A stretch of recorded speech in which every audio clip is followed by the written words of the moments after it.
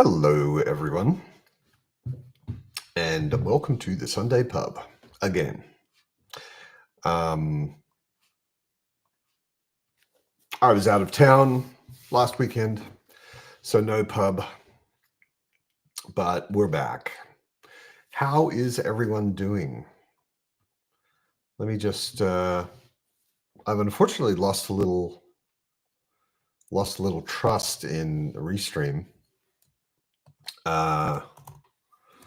So I don't really know if people are actually here until I check. Okay, no. It takes a moment for the comments to come through, but they are coming through into Restream. Hello, Peter. Hello, Usa. Hello, Morten. Hello, Drone. Hello, Alicia. Yeah, my weekend away was really nice. I played lots of board games. And played some role-playing games and got to see my nerd family, or my other nerd family, I guess. You guys are probably one of my nerd families, and then there's another nerd family coming after that. Speaking of nerd family... I missed the context for that. I hope it was good. Hello. Derry's here. Hi, Derry. Good morning, good evening. Yeah. How are you? Pretty good. Missed you for the last couple of weeks. Life. Yeah, just last week. Last week was out, but yeah, I was at the Kraken, which is the conference thing that I do occasionally, which is essentially a gaming conference, not computer gaming, but board games and role-playing games. So that sounds fun. Yeah, it's very fun. And I've been doing it once a year for 10 years, I think. So it's developed kind of a nerd family. It's like my gaming nerd family and my BookTube nerd family and so on. Yeah. Yes. Oh, look at that. Hello, everybody. It's lovely to see you all. Yeah. I'm a fan of board games, but no one ever wants to play with me because I am that person who reads the rules. Okay. And I get why that's really annoying, and I get that doesn't mean I'm fun necessarily to play with, but I can't not. You have to. I can't. You have to read the rules. If you don't read the rules, you don't know how to play. To be fair, when I was younger, it was if you don't read the rules, your family will make them up. Yeah, which means they don't know how to play. Yeah. Oh, and then they argue with you for the rest of your life. Because apparently I'm the one making up the rules, even though I'm the only one that's read them and can prove that my version is correct. Yeah, no, no one plays with me. I'm a fan of. I mean, I don't mind people making up rules as long as everyone agrees. Yeah. But I like to know what the rules are meant to be, the way the game was actually designed to start with, and then you can start from there, making up things if you want to. Yeah. Thornall's here. I'm glad you're here, Thornall. You're not having a great time at the minute, but that's okay. We're here for you. Yeah. So glad to see you. Rogue's here. Good to see you, mate. What's the crack? Well, I didn't re-engineer. I over-engineered the repair of my best friend's kit set greenhouse this week. And when I got up this morning, it's still there. In Wellington Wind, this is an achievement. Yeah. And I don't know when that will stop being something I celebrate every day. When I come out, it's still there. Yeah, I remember Wellington. I was only there briefly, but the things I remember were it was beautiful. The people seemed quite relaxed, and it's a wind tunnel. Oh, like you wouldn't believe. Yeah. You just really wouldn't believe it. I mean, the land it's like a big U-shaped bay, and like it's a really huge bay. There's a city at one end of one corner. Yeah. It goes around, and the wind kind of funnels up through it, and there's mountains on both sides. Yeah, And, well, I remember when the plane came in, when I flew into Wellington, it flies right down that gap. It's one of the most between the difficult mountains. airports. And it was and you got the feeling, okay, this is windy. Like the plane was kind of like this, and it was an adventurous landing. So yeah. And we also have a Raph. It's a Raph. Hi, Raph. Hello. Can you hear me? I hope so. We can. Wonderful. Then, how are you guys this close to those holidays that I've heard so much about? I'm obviously talking about Sol Invictus. Of course. Of course. And hey, Cheers. I'm in Wellington, so it's a bit of a different experience having Christmas in summer. Yeah. And even though I've been doing it since I was a very small child, it never feels right. Yeah. It just doesn't. Yeah. Christmas is a winter thing. When it happens in the middle of summer. I mean, to be fair, you can assume that the weather in, say, Bethlehem, where this all supposedly happened, right, is not that wintry either. It wasn't snowy. To be fair, there are places in Palestine and Israel where you can sometimes get snow. That does happen, but it's rare. Yeah. Okay, I didn't know that. I mean, it's a desert and there's mountains, and deserts and mountains are notoriously cold. Actually, yes, it's true. Yeah. That is true. Unfortunately, Peter, it won't be my 25th read of Assassin's Apprentice. It will only be my 24th because I took this year off, which strikes me now as a silly thing, but I did. And I picked up Assassin's Apprentice again last night, and I was like, oh, it's good to be home. Yeah. Yeah, I was very affected in a way by reading City of Lost Chances by Adrian Tchaikovsky. Mm-hmm. And I had kind That's of quite recent for you, isn't it? Yeah. Just kind of a month ago or 2-3 weeks ago, I finished it, and I was just like afterwards. It wasn't exactly a book hangover, but kind of, where I was just like, I don't know what to read next, and I don't know how I feel about books, and maybe I'll just stop reading, and I was just very up in the air and uncertain. And I thought both you would appreciate that. What got me out of that was Feet of Clay. Discworld, yay! Yeah. It is. How have you found it? It was good. I really liked it. It was very good. So good. Yeah, it was. It was just, as far as I'm concerned, anyway. Like the City Watch books so far just keep getting better. Yeah. Like They're each of them angry. is good, and the next one is better, and the next one is better, and more angry. Yeah, exactly. They do get more angry. And I wondered too if that improvement isn't always just the fact that Terry is getting better in his craft, but your characters are becoming.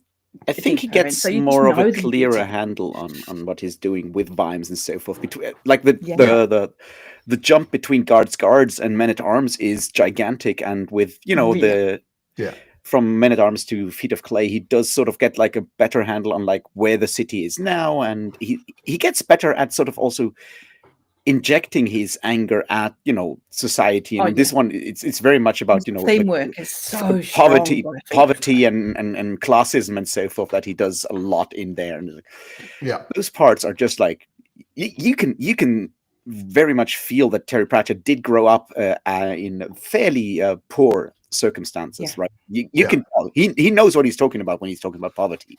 Yeah. Oh yes. Yeah. I had to. I got a number of angry books. I mean, City of Lost Chances is also, there's quite a lot about racism and prejudice and poverty as well, and that kind of thing in that book. And then I read The Word for World is Forest. Yeah, that one is angry as fuck. It's extremely angry. It's good. It's really good, but it's very angry. I liked it. I liked it a lot, but it is very angry. I mean, it's easy. Yeah, it's a very short book. And now I'm on a much less angry book, but it's a pretty big book. But this is a bind up of 10 books. It's not. That's right. Which one is that? Yeah. Amber. Oh yeah, that one is not the big Amber. It's got like a couple of sort of like angry asides somewhere. There are definitely occasionally sort of angry themes, but it's basically old school. Yeah, I know. Not really. There's that one scene somewhere, and I think it's in the Corvin books where is it where Corvin talks with the Raven? Someone annoys Corvin, and Corvin gets mad, and it's like, no, I'm just doing what I'm told, and he just counters with, "That's what Eichmann said," and I'm like, Did you just? Yeah, he did. And look who it is. It's me. It's Britton. Little old me. Hey, Britton. How are you, Britton? I did not go to church today because I'm a little under the weather, but I'm here. So, hey, we rate more important today than God. Yeah. every day, if you ask me. But yeah. Yeah, me too. But hey. Yeah, because we exist. He is a lot of people's favorite person, so that's fine. Yeah. Yeah. That was a very strange sentence. Thornall says he loves Fifth Elephant best. I haven't read Fifth Elephant yet, so I can't say anything about it. I love Sybil though, so I like. Is that the really bad fantasy book? What? The Fifth Elephant. No. Fifth Elephant is one of the City Watch Discworld books. It's one of Discworld. No, I'm thinking of the Sorceress. I'm sorry, guys. That's a difference. I'm Elephants are generally better than sorceresses, at least in some disciplines, like I don't know, weightlifting, I guess. Plus, but yeah, yes, you're not Colton alone. Colton and I read Feet of Clay together. But really what happened is he read it in like 2 days, and it took me a little longer. That's okay. But I was actually surprised because I was away for the weekend. I was at this conference thing, and I was playing board games, role-playing games, and staying up too late and drinking too much. And I still somehow, I don't know, I was just keen on Feet of Clay. So I managed every night to find a bit of time. Nice. And that speaks highly. Got a lot more of it read than I expected. Yay! Here's a question, like Matt, are you aware of the L-Space archive? The L-Space archive. It's a Terry Pratchett website. What they have is they have a page for every Discworld novel, where they list all the references for like every page and explain all the references in case you missed some, because there's so many in there that it's very difficult to get them all. Right. Often with comments from Terry Pratchett and stuff. It's really, really comprehensive in a lot of ways. Okay. I tend not to go there so that I can continually surprise myself when I find new things on rereads. Yeah. I usually go there when I'm very sure that I have figured something out and I want to confirm that I got it right, and that's usually when I check it, because it's listed by page for every book, so you can very clearly just pick out the one that you're interested in and ignore the rest. This one, Feet of Clay, was extremely good for, and I mean in general, Sir Terry's great at this, like validating your waste of time nerdery. Yeah. Oh. So he, one of my nerd hobbies is heraldry. Oh yeah, he's so good with heralds. I'm quite good with heraldry, quite into heraldry, and there were jokes in there where I was like, I really shouldn't get this, but I do. I get this joke, and it's because I'm a heraldry nerd. The heralds yelling at animals. I said cowshant. Not rampant. And I was like, I bet a lot of people do not get that, but it's a very good heraldry, a cute heraldry joke. Yes. The heraldry jokes, a lot of them are incredibly good. Yeah.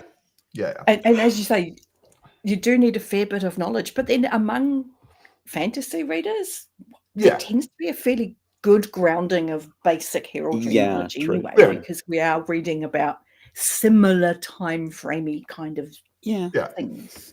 So It is. Yeah, One thing that I found interesting is that there are people who claim, and it's apparently very close, and Pratchett, Terry always said that he did not do this on purpose, but the final sort of like really impressive battle combat scene in that book is apparently incredibly close to the final confrontation in Terminator 2. Sorry, I'm just thinking back. Yeah. I mean, the main thing is that you have like one character who's able to sort of like repair himself in change interesting shape ways. and repair himself. And yeah. And it is that kind of, they're going to come anyway. It's a little bit like he does with the golem later, in that it's just going to keep coming. Yeah. Run away if you want, but you have to sleep and you have to eat, and that doesn't. Yeah. And it's coming. Yeah. So. Yeah. Okay. Hey, Dan. How you doing? I reckon. Hey, Claudia, if I remember correctly. Good evening. Brian's just started Feet of Clay.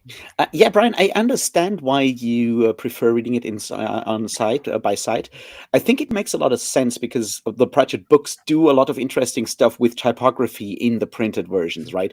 For example, with the golems in Feet of Clay, the golem when the golems talk in Feet of Clay, they do use a different font that is somewhat Hebrew adjacent in style. Yes. So you do that, and when Death speaks, Death is in all caps all the time, and he does a lot of these things in like the typography that makes a lot of sense that you can't necessarily it doesn't necessarily come across on audio. Yeah, with the golems, it's not only that the font is different, it's bold, and every first letter is always capitalized. Yes, you get a sense of a different cadence weird, that doesn't always come through. Yeah. And that's just like an interesting thing he does. And I remember like with the old audiobooks, like obviously with the new audiobooks, when Death speaks, they just like got Peter Serafinovich for All of Death, which is one way of doing it.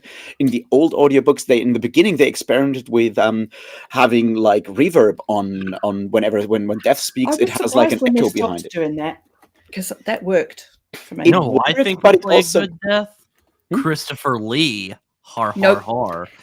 No, Peter Serafinowicz was better, and I know that people are shocked and horrified that I say that, but he is. He just does a better Death than Christopher Lee.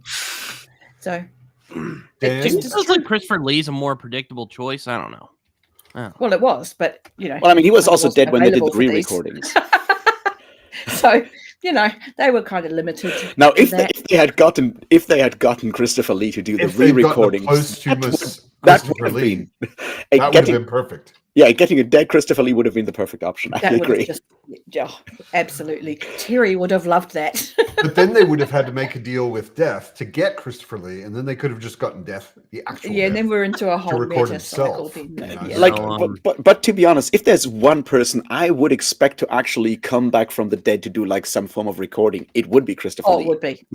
The guy is metal as fuck. Yeah. Excuse my language, but that dude was just the coolest freaking dude, man. He's pretty cool, Man, fuck that guy from the Dos Equis commercials. Christopher Lee was the most interesting man alive. Yeah. That's all I'll say. Pretty interesting. But whole like thing when he explained to Peter Jackson how you actually kill people, and it's like, no, you don't. You do it this way. It's like, why do you do? It's like, no, don't tell me what that sound should be when someone is stabbed in the back, because I know what that sounds like. And you're like, okay. You're like, oh shit, all right. Well, you know what? I'll let you do your thing. Yeah. Not many people can school Peter Jackson. Yes, Dan. You wish you had an uncle named Bob. I actually do have an uncle named Bob. So do I. And that being a common saying in Australia, it was always weird when people said, "And Bob's your uncle," and I'm like, "Yes, he is." And what's that got to do with anything? Yeah. No. How would you know? I am starting Discworld next year. I am at least going to read Guards. So, okay. And if I like Guards, which hoping, I will continue on. But we'll see. I have other series I'm starting next year. think I genuinely can't imagine people reading Guards and going, no, I don't think I'll read any more of Pratchett. See, I find Gormenghast is going to eat a lot of my time, though. So we'll see. Gormenghast is so fucking good. I love Gormenghast. It's so wonderfully weird and just weird. Mitch asks a stupid question. It is a stupid question. Yeah, I mean, I could tell you, Mitch, that if you're asking Derry is who he meant, not Derek. If you're asking Derry, she's never going to tell you to read Adrian Tchaikovsky before she's going to tell you to read Robin Hobb. Yeah, it's just not going to happen. No. A universe does not exist where that happens. No, and I think also, if you ask me, the place to take breaks in Realm of the Elderlings is between the sub-series. Yeah. So So if you've started one, keep going. Get Farseer finished, and then take a break. Yeah. And then start live ships. Yes. And so on. But I wouldn't take a long break between Royal Assassin and Assassin's Quest. I agree. Weird. That's the good part, that you have these very clear breaks between these trilogies and that one quartet that you can always take a break. And that, I would. Yeah, they're not at all like a lot of fantasy series where it's just sort of a thing that goes on, but like that trilogy and the next trilogy are almost completely separate. Yeah, like there are little connections, but you kind of have to look for them. You know, you have to know they're there. Yeah, they're in the same world, but otherwise, when you click on it, you're like, "Oh, of course." Yeah. Okay. Yeah. They're great. I mean, yeah. I have started. Colton is right, Britain. Well, I'm forget about how much time everything else is going to take. Malazan will take more time. Well, I mean, I should note, I'm kind of in the same spot with Malazan. I'm going to at least read Gardens of the Moon this upcoming year. Now, if I continue with the series, we'll see. But I am definitely getting to Gardens of the Moon. So it is possible to read the Malazan Book of the Fallen in 1 month. Yeah. But why would you do that to yourself, Raph? Because that feels like something. I mean, it's semester break. It was semester break. I had nothing else to do. I spent all day reading Malazan for like a month.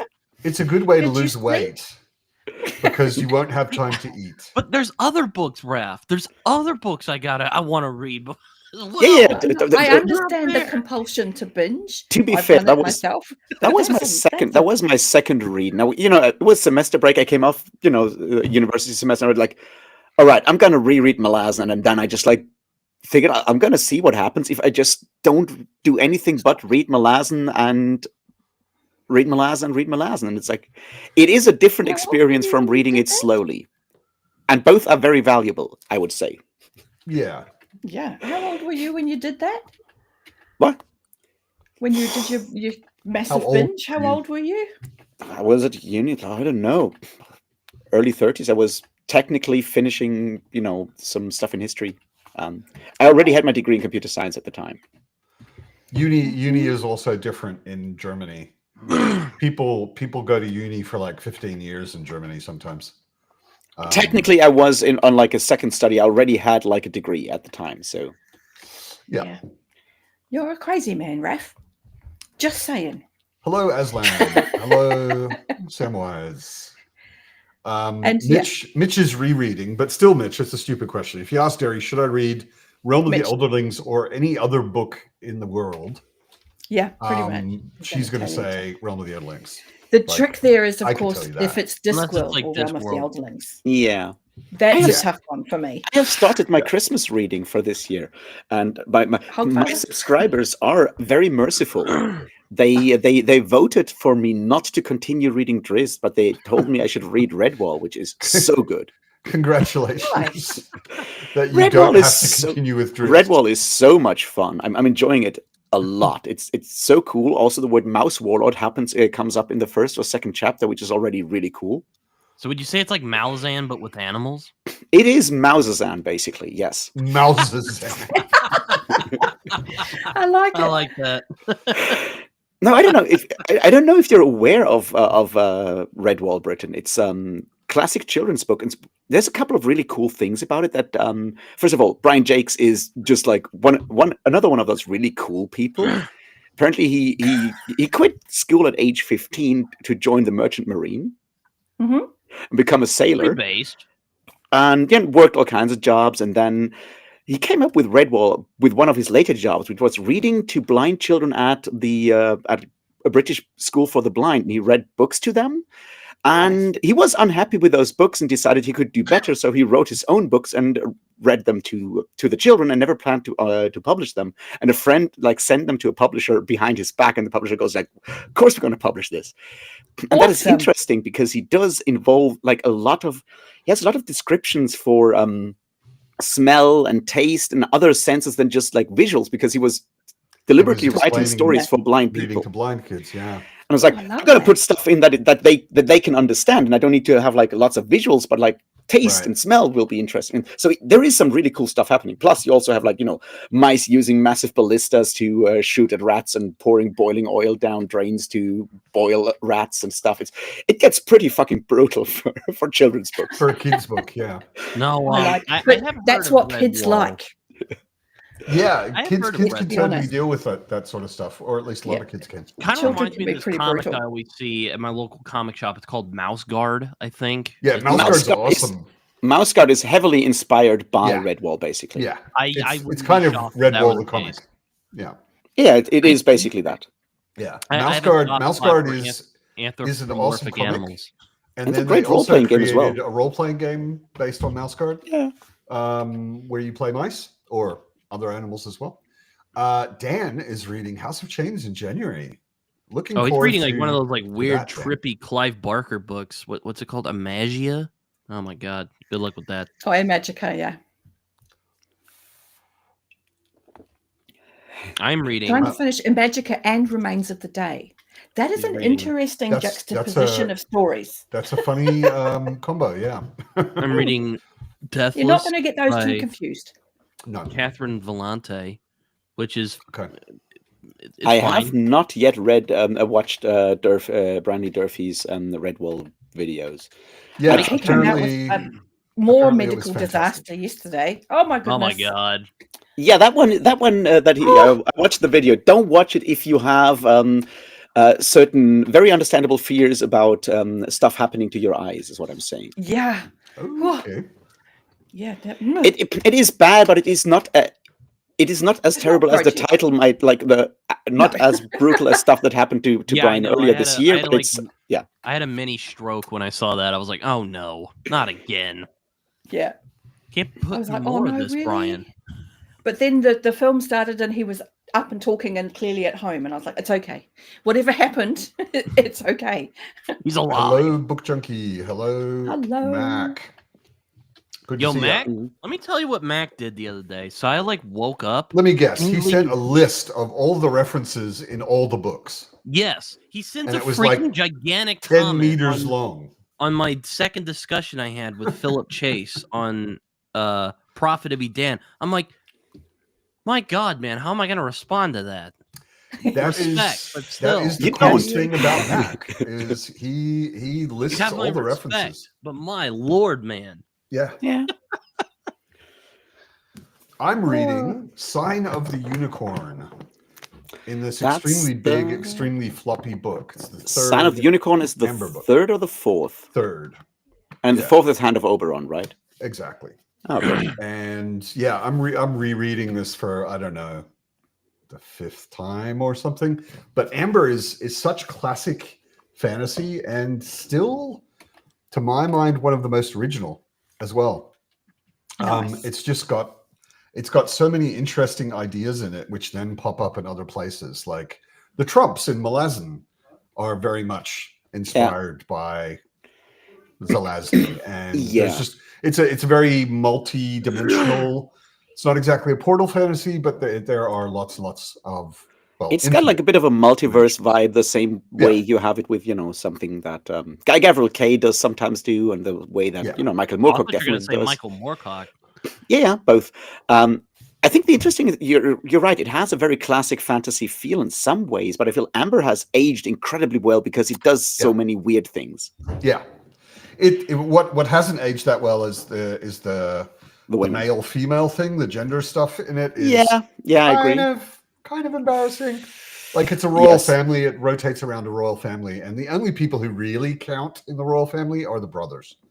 The sisters are technically just as powerful as them, but everybody acts like they're kind of useless. No.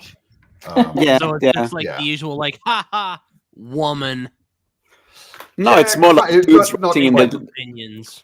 Not quite that explicit, but it's more like they're like, okay, who could be plotting to kill me? Well, it could be him or him or him or him. I mean, of course, we're not going to talk about her and her and her.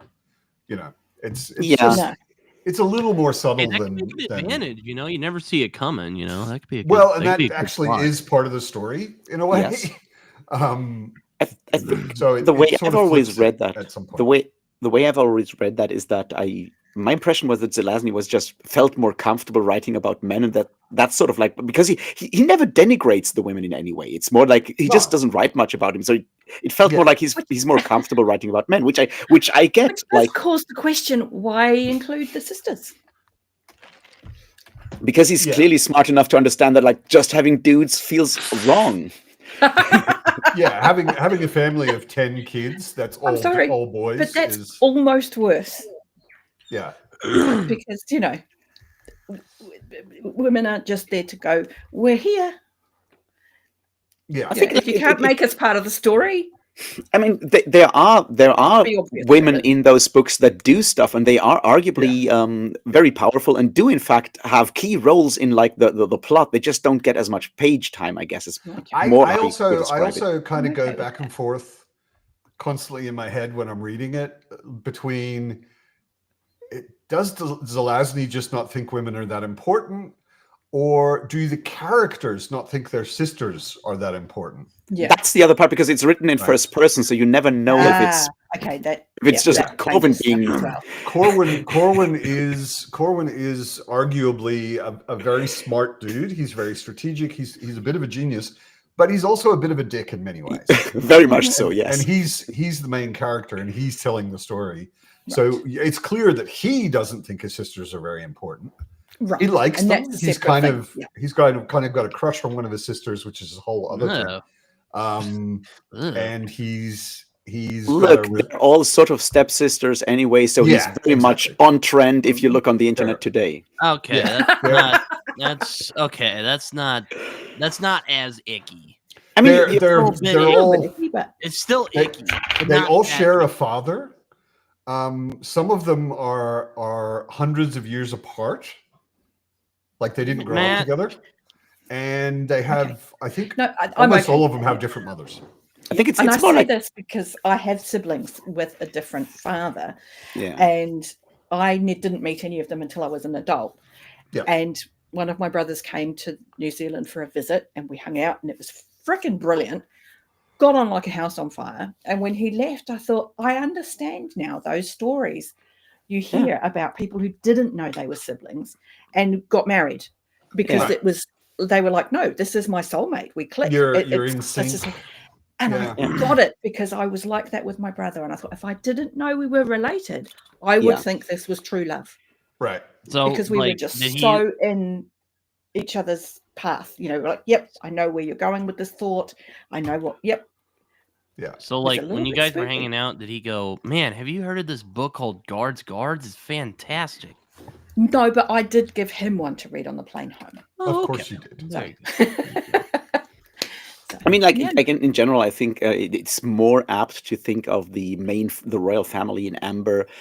They're more akin to, say, like Greek or Norse gods in that regard. They're more like a pantheon in a lot of ways. Yeah. They're having something with your sister is very much on brand. Oh. Yeah, and they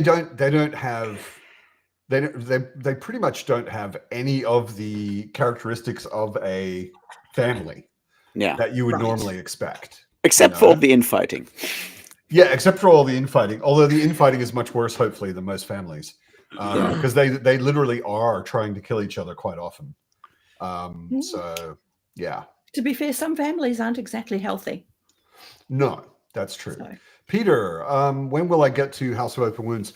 I'm still thinking about it. I felt like I needed a break. I'm reading this, despite the look of this huge floppy paperback. The one I'm reading is only 115 pages or something. It's actually quite short. I sat down at the pub for 2 hours and finished half of it. So I'll be done with that soon. I don't know if I really feel like starting House of Open Wounds immediately. I think I might leave it for a bit, and I might go back to Realm of the Odalings, actually, and start my reread of Rainwells. Nice. So we'll see. Oh, and Colton says Lord of Light kind of changed his life. Cool. I am a Buddhist, Colton, so someone deciding they want to learn more about Buddhism, I approve. Yeah, Zelazny is pretty amazing. He's written a lot of very interesting stuff, very different stuff. Yeah. Like Lord of Light and Amber have pretty much only one thing in common, that Zelazny's name is on the cover. They don't have a whole lot in common. Like Amber, religion isn't really much of a theme at all. So yeah, although scheming and backstabbing is kind of a theme in both of them. So I guess there are more places they overlap, but they're very, very different. They're written also in a very different prose style. Very different prose style. When you start Amber, my feeling was it felt almost like a old school noir detective novel.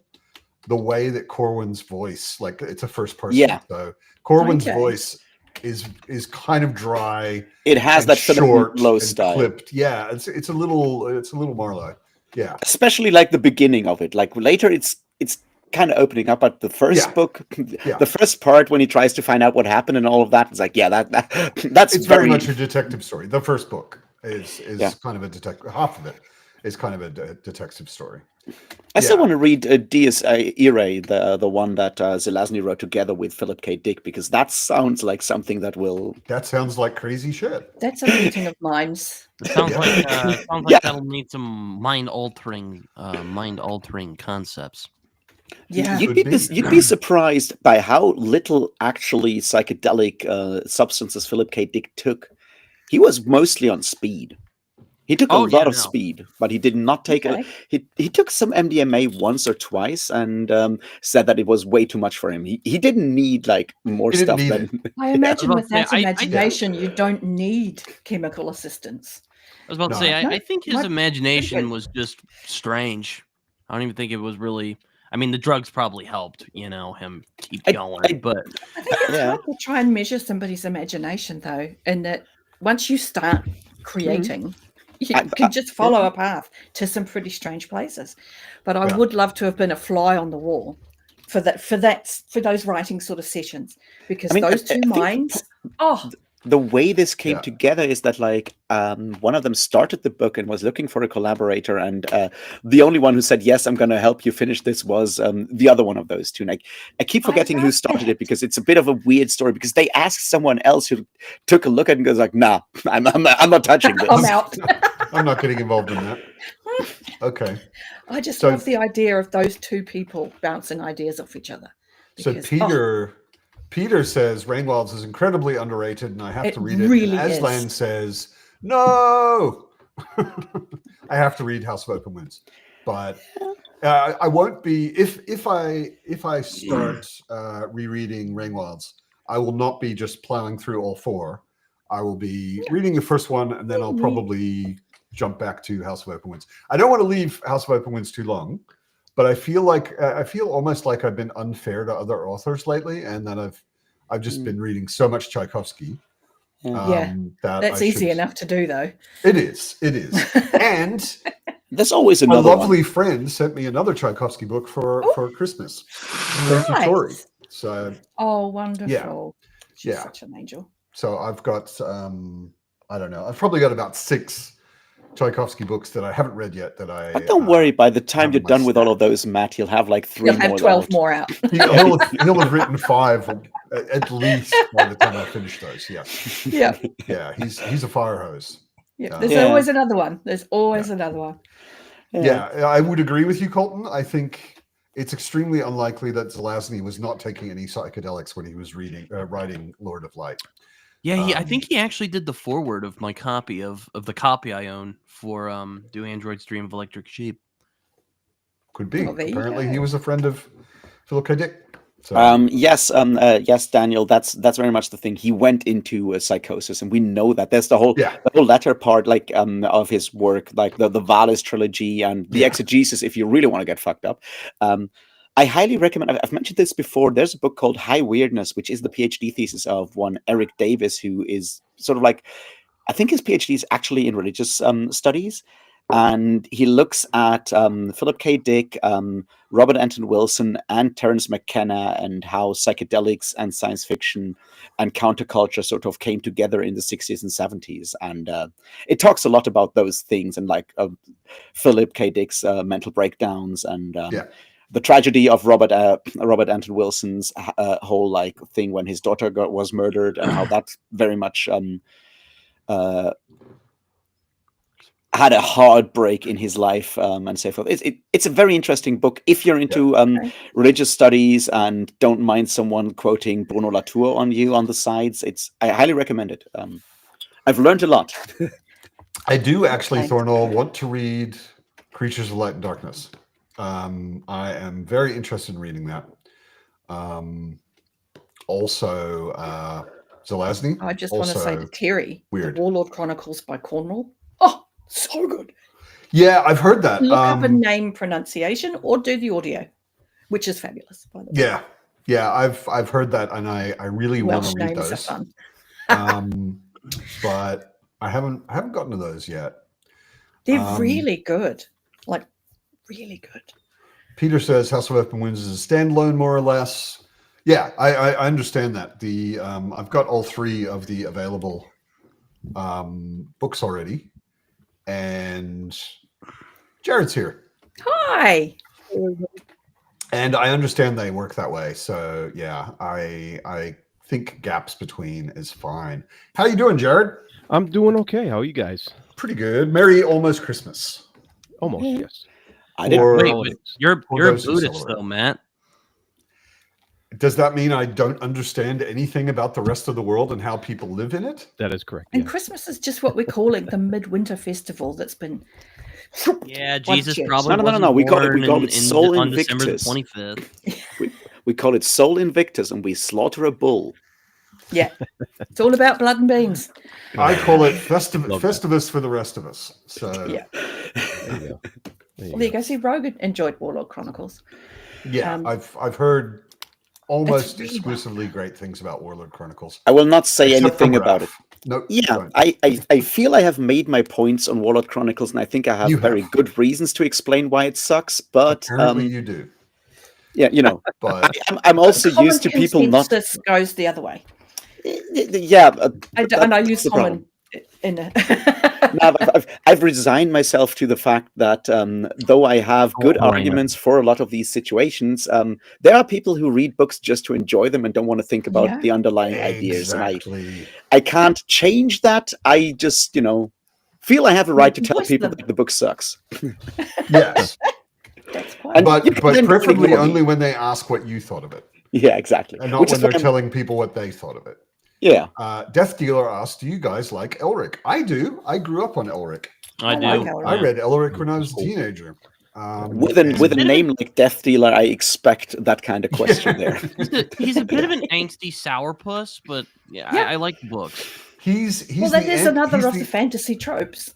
Well, and he's also the first of them. I mean, that's the interesting thing. That's the Tolkien thing, isn't it? Is that he's so like the stories of Elric are so old within the genre that he's the first drug-addicted, angsty sorcerer, talking sword, kind of. with a talking evil soul-eating sword. Yeah, Stormbringer is awesome. He's like the original dude in a way. Oh yeah, and he's also basically like. I think understanding Elric becomes a lot easier when you think of him as the anti-Conan. Yes. Right. He's the opposite of Conan in every way. Which is interesting because when you look at the authors, I would say Robert E. Howard is much closer to Elric than Michael Moorcock is to his creation in a lot of ways. Yeah, true. But this is how you explore other ways of being, isn't it? Did you? I don't know if it's true, but have you also heard the story that the way Elric was created was a magazine asked Moorcock for a story, and he misunderstood what they wanted, and he wrote sort of a very Conan-y story. Because that was like the thing that was in at the time, and Elric was sort of a Conan figure in this draft of the story, and he sent it to them, and they were like, no, we wanted to try something totally different from Conan, and he was like, oh, okay, then we'll just turn it around, and he started writing Elric basically that way. Is what I've heard. Could be it's totally apocryphal. Yeah, I don't know. I'm reading Conan right now. The which one? Nice. Blood of the Serpent by S.M. Sterling came out last year at Titan. The new one. The new ones, yeah, from Titan. How is it? Hold it up again. Oh, sorry. Just because I maximized you. Okay. Nice. It's kind of a cool cover. It's very nice, yeah. It's very cool. Nice. It includes red nails in the back. Sterling too.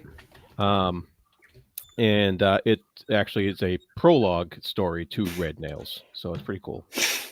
Okay. Awesome. Yeah.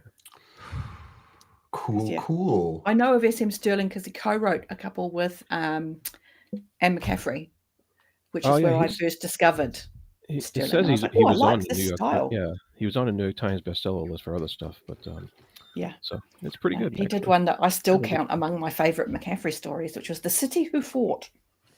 Don't worry, Aslan. We are all reading silly dragon books. Yeah. One of McCaffrey's worlds talks about a future where brains of those in bodies that aren't viable are instead given machine bodies, and they can end up being the driving computer of a ship or a space station or a fixed mechanical thing. And the City Who Fought is a brain space station, and they are partnered with a human, and they run the station, and they're invaded by aggressive warrior.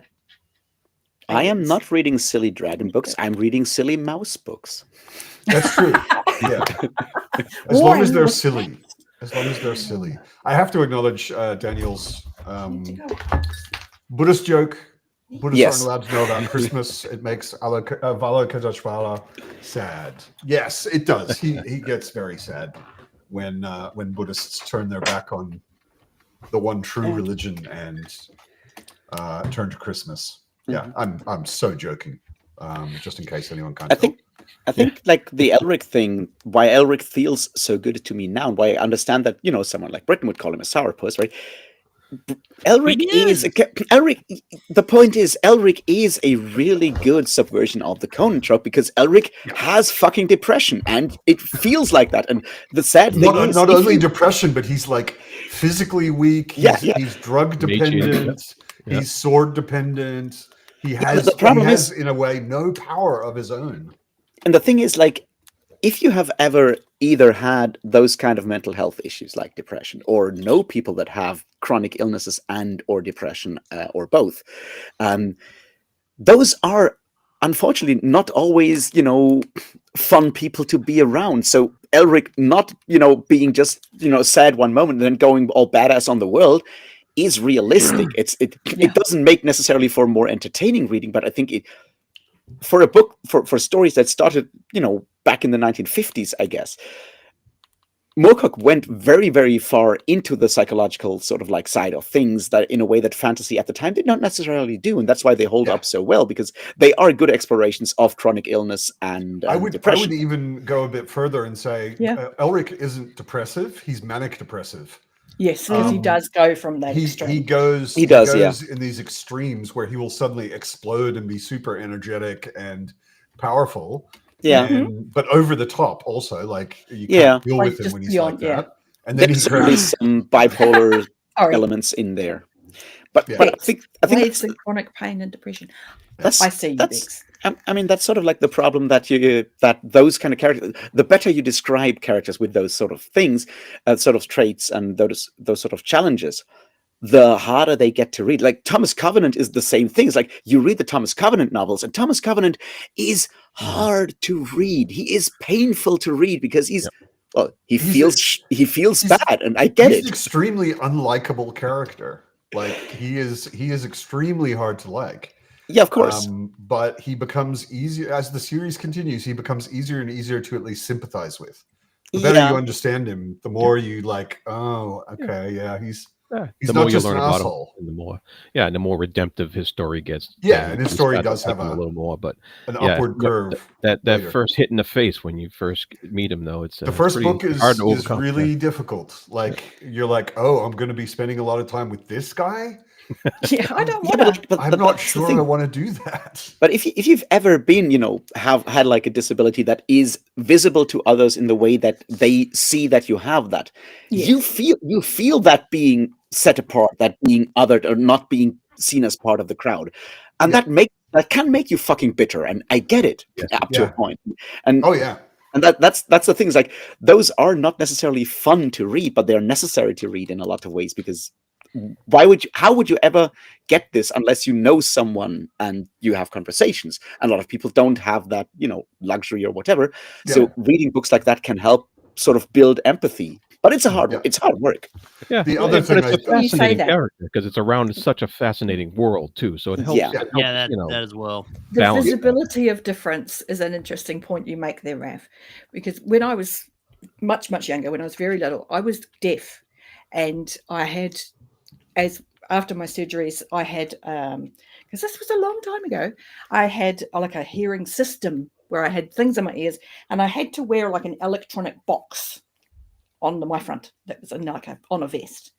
And I went to a school for deaf children, and I remember being so incredibly happy when I didn't have to wear that anymore, because then people didn't know.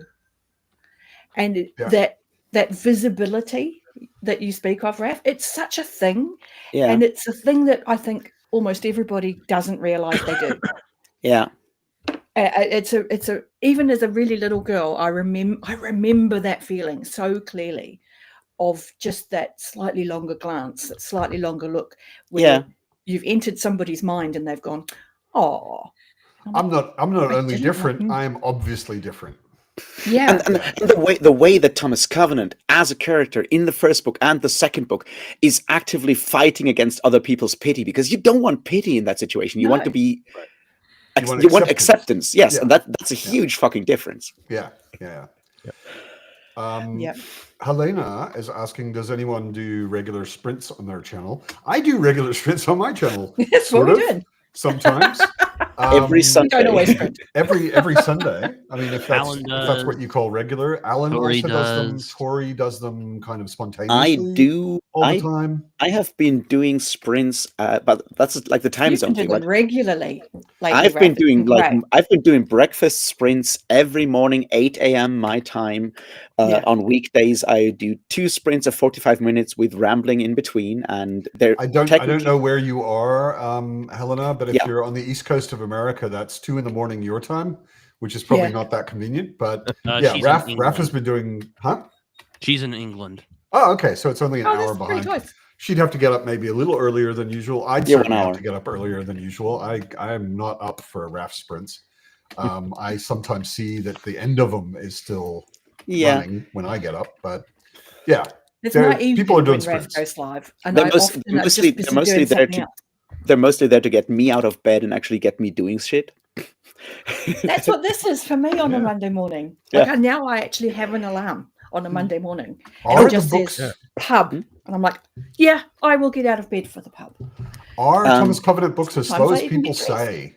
I don't know how slow people say they are. People might be saying that they're fast. They are kind of slow. Compared to modern writing, I think. I think the main issue is that in the first book it gets better over time, but Stephen Donaldson is going for a very sort of poetic language, Tolkien-esque language, and he doesn't always nail it. So they have passages that feel very sort of maudlin is the word that I would use, and now that shows how much Tolkien I've read that I can use the word maudlin. Yeah. Yeah, but you're in the right crowd, because this is the crowd of people who are going to use a word. But you know what? You He's know what also I mean. quite verbose. Yes. Stephen Donaldson is more of a verbose than he needs to be sometimes. Yeah. There are some dictionary moments in some of his words. Yeah, and just some long passages where you're like, dude, I think I got the point, and you could have said this with half as many words. But Move on. Yeah, like, but he has some really beautiful stuff too. So it's absolutely it balances out. His prose style is sometimes very, very, very, very beautiful. Yeah, it took me a while to get into them. I started reading Covenant when I was 18 or something, and it totally didn't work for me. I DNF'd it at the time. It's like this, no, gods, no. And then why then does I anyone like this rubbish? And then I went back like 2 years ago, and I still didn't like the first book. But I went through and I was like, I see what he's doing. I get it and so forth. And I read the trilogy, and like a while after that, it suddenly hit me. And I'm like, holy fuck, he gets it. He totally gets like how I sometimes feel. Yeah. And stuff like, and then I went back, I was like, holy shit, now I get it. This is really, really good. But it took me a while to get there. And part of that is obviously like, denial, which is something that if you have chronic illnesses or whatever, living in self-denial is something, denial is something that is, that comes natural, I guess. It's a lifestyle. Yeah. Well, dude, I'm so good at it. Even with the number of times I've read Realm of the Elderlings, and it's unhealthy. It took me a long time and finding BookTube before I realized that Fitz was depressed. Like, clearly, to anybody who doesn't have depression, Fitz is depressed. Because I have depression, I didn't see it at all because it was perfectly normal. I just finished chapter 17 in Assassin's Apprentice yesterday. Is it your Very first nice. read, Garrett? First read. Oh wow! Okay. Yeah. Well, I'm following along. Exciting. The new comic came out, so I could follow along with the comic. You wanna let these things out very slowly so that Derry doesn't explode. We don't want to rupture Derry. That's so exciting. Yeah, I'm getting there. Sorry. They are different than Memory, Sorrow, and Thorn. Memory, Sorrow, and Thorn are very slow in that things take a long time to happen. In Thomas Covenant, the prose feels slower. But because there is stuff happening, but it takes a long happen quicker. Yes. Yeah, I would agree. Like Memory, Sorrow, and Thorn, there were parts where I was like, dude, I get where you're going with this, but like, can we get there?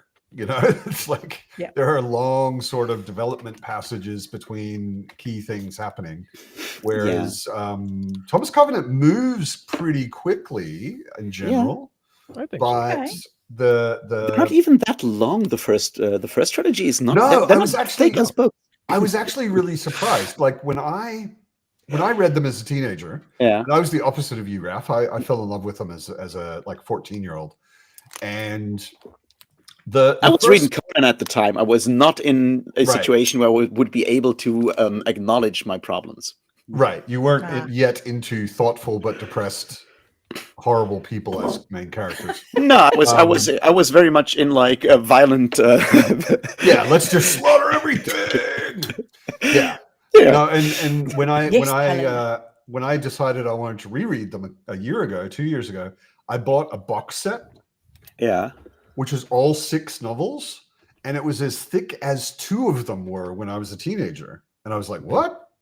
I don't remember them being such small, thin books. But they are quite thin. When I was reading them as a teenager, one of them was like as thick as 3 fingers. And now it's more like 1 finger, They're, I don't know. Maybe it's just printed in extremely small typography. Helena, I think, yes. Robin Hobb, at least the Farseer books and the Life Ship Traders, which are the 2 that I have read, I would recommend because there is obviously court intrigue, but it doesn't actually play out the way that it plays out in stuff like Witcher or Game of Thrones, because it's not that much about it. It's far more about like how people feel about other people being dickheads.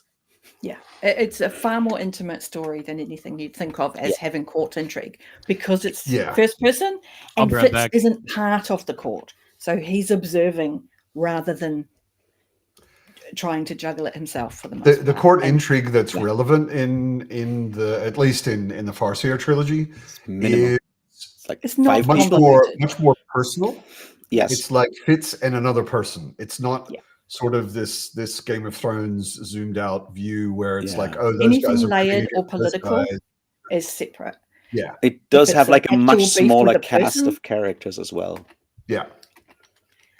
So yeah, it's absolutely.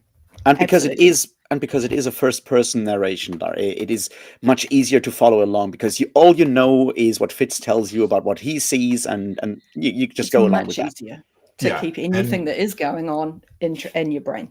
And Yeah, Peter makes absolutely. a good point.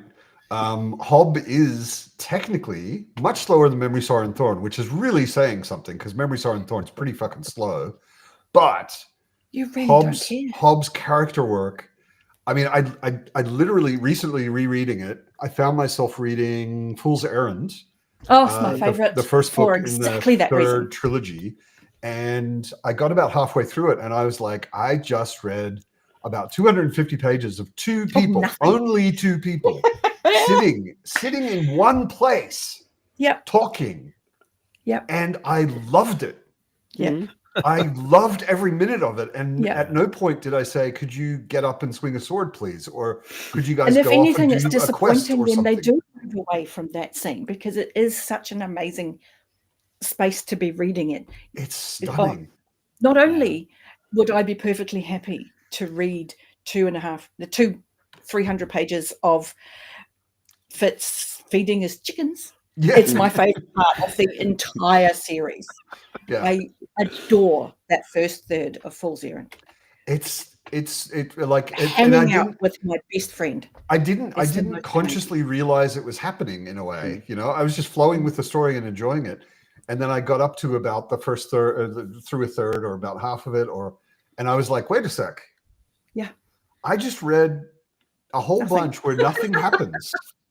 Like literally nothing happens. It's the only part of the series where that is in fact true. There Nothing happens. is tea drinking and there is sitting, Brandy drinking. and that's mostly Yeah. what happens in the first Hanging half out. of I Fool's still Errand. And I have loved not it. progressed beyond live ship traders because reasons.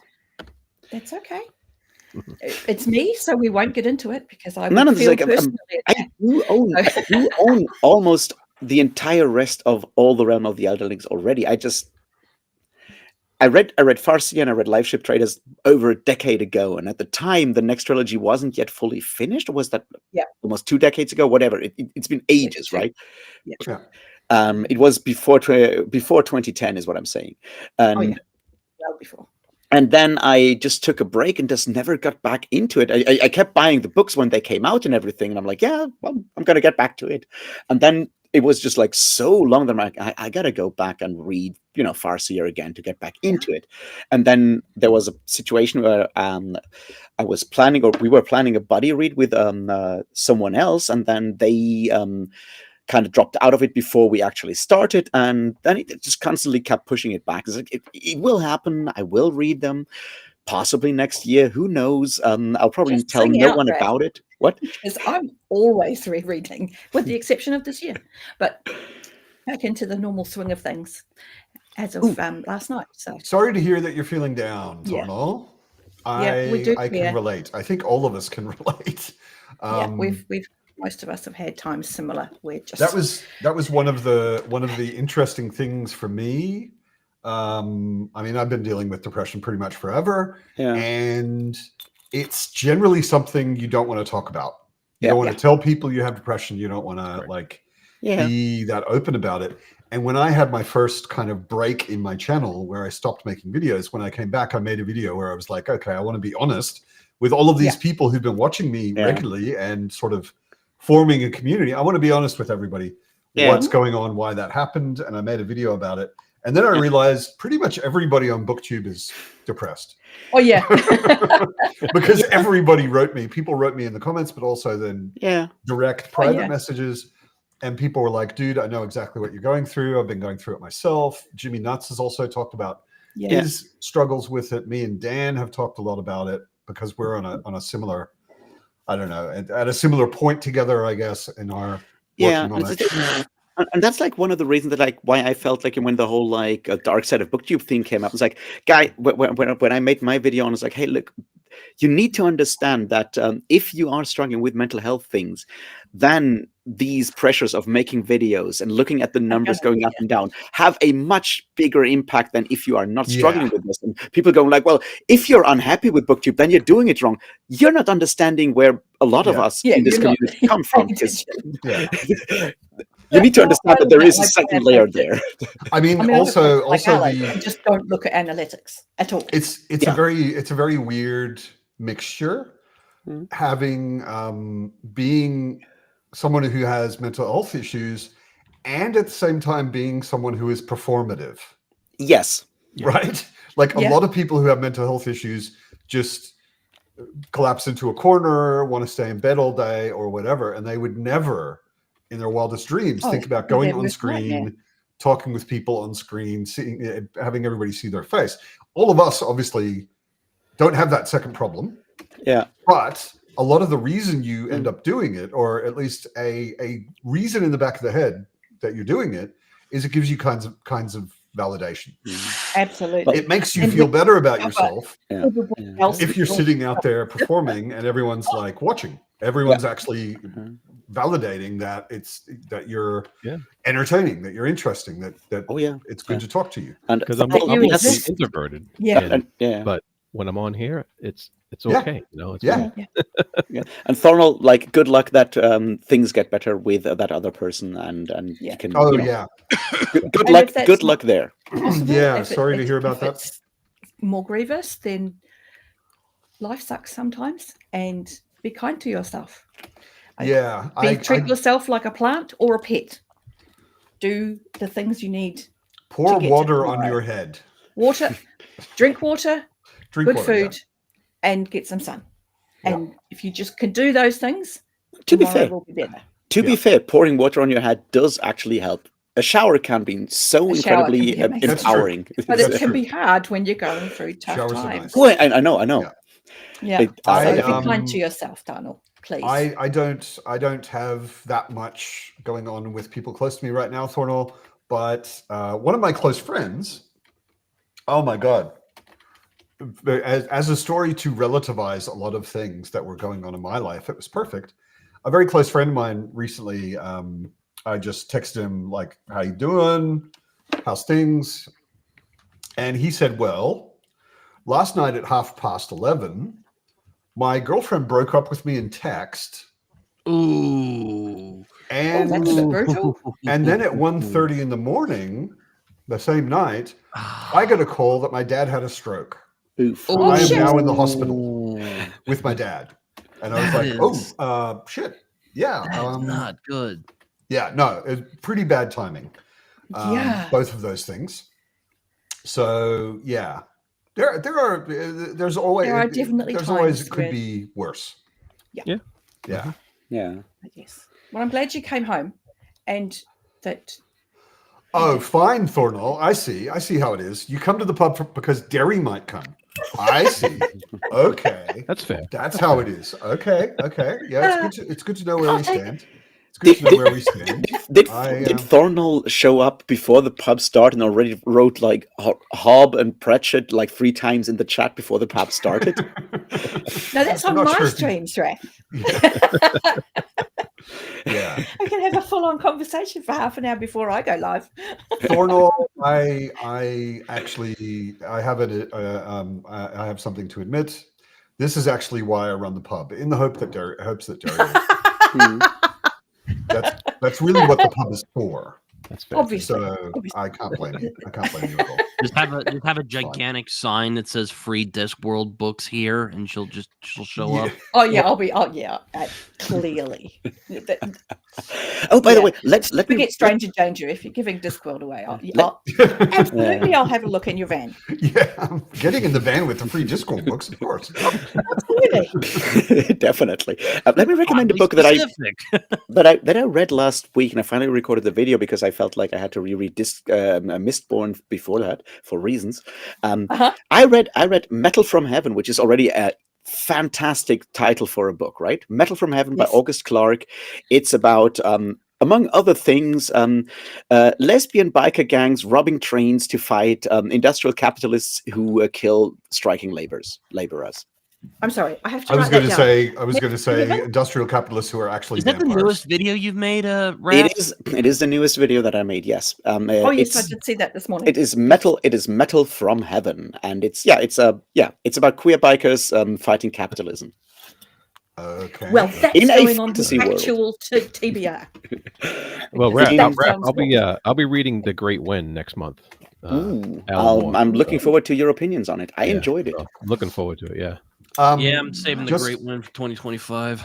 Just to help out a confessed newbie to BookTube, Helena, what are everyone's channels called? You know what mine's called because you're on it. Derry's is called Derry's Read It Before. Raf's is called Raf Blutaxt, Blutax. Let me be smart. I'll just put it in the chat. Just put it in the chat. If Evie was here, she would have already typed everyone's URLs in there.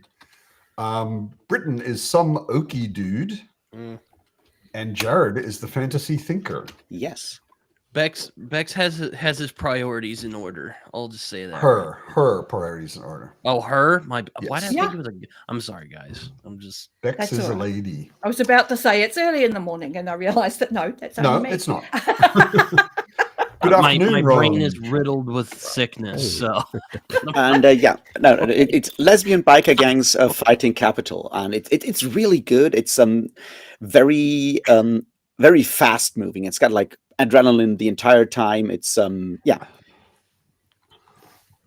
does sound interesting. Yeah, I saw Pretty much ages sounds ago. like- I saw a review of Gideon the 9th or 12th or whatever it is, that series, and they said it was.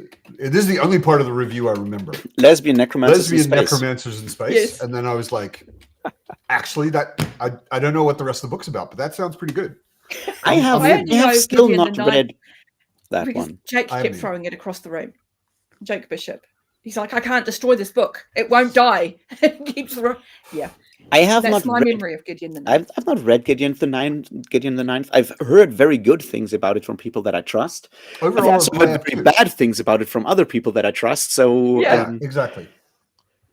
I think it's Yeah. one of those like you, and the same goes for Metal from Heaven, right?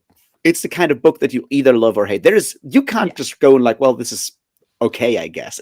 It's too in your face in a lot of ways. Yeah. If you're fine with in your face queerness and in your face anti-capitalist anarchist rhetoric, then this is going to be your kind of book. If that kind of is too much for you, then you'll absolutely fucking hate it because it does not apologize for any of this. Right. There's so many books though I like that you either love it or you hate it. There is no middle ground. My favorite one from this year has been, well, the last couple of years has been J. Christoph's vampire books. I think they are just fantastic. And yet so many people I usually agree with on BookTube can't stand it. I've decided it's because J. Christoph is Australian and I didn't need the humor explained. I just was like, I understand exactly what he's doing. My relationship to those books is I've heard reviews of them, and they sound totally fucking cringy edgelord to me. Oh, but then that's true. But then you read it. I saw an interview with Jay Christoph and Mike, and I was like, I so want to have a beer with this dude. Oh yeah, he reminds me exactly of my friends in Australia. And I reckon hanging out in a pub with him would be a lot of fun. Oh, so I'm kind of like, I think you'd like it. I actually think you'd enjoy it. Edgelord stuff. I'm just like that would make me puke. But written by that guy, done with an Australian spin, it is a very different thing. There's something about Australians, I guess. Yeah, there is something about Australians, and there's a lot of cursing in it, like a lot of cursing. But I'm down for that. Have you? You should try. I have no fucking problem with that. Yeah. He's being restrained because he doesn't use the C word.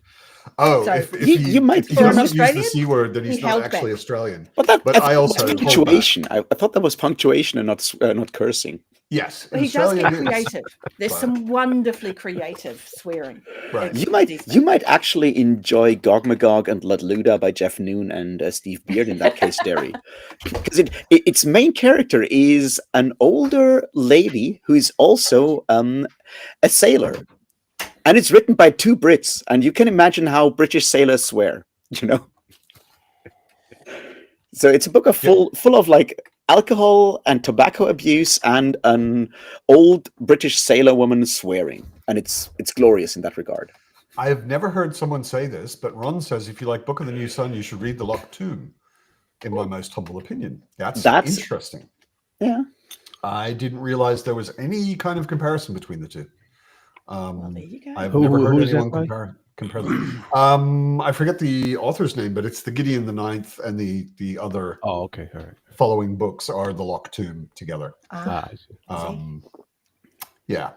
I just don't like vampires, which is why I never thought about reading, Empire of the Vampire, because fuck it, it's vampires. So you're not a fan of Nosferatu, Raph? I am not a fan of Nosferatu. I have read Dracula. I think it's a good novel. Wow, Dracula's pretty good. Sexism and xenophobia in that book, because my God, it is rampant in that. Yeah, of course. It's for the time period, it's not that bad actually. Yeah, that's the thing. It's like it certainly it shows its age, definitely, and there's stuff about it that But as a book, it is well written, and it does do the whole like letters, diaries kind of thing really well.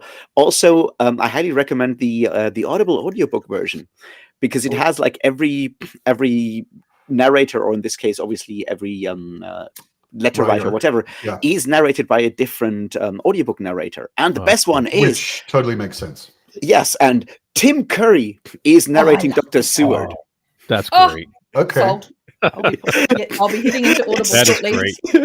I love Tim Curry. That's pretty cool. Tim Curry narrating the diaries of Dr. Seward, the psychiatrist, is just so fucking good. Yes. I adore that man's voice. He's so great. It certainly does make the book even better.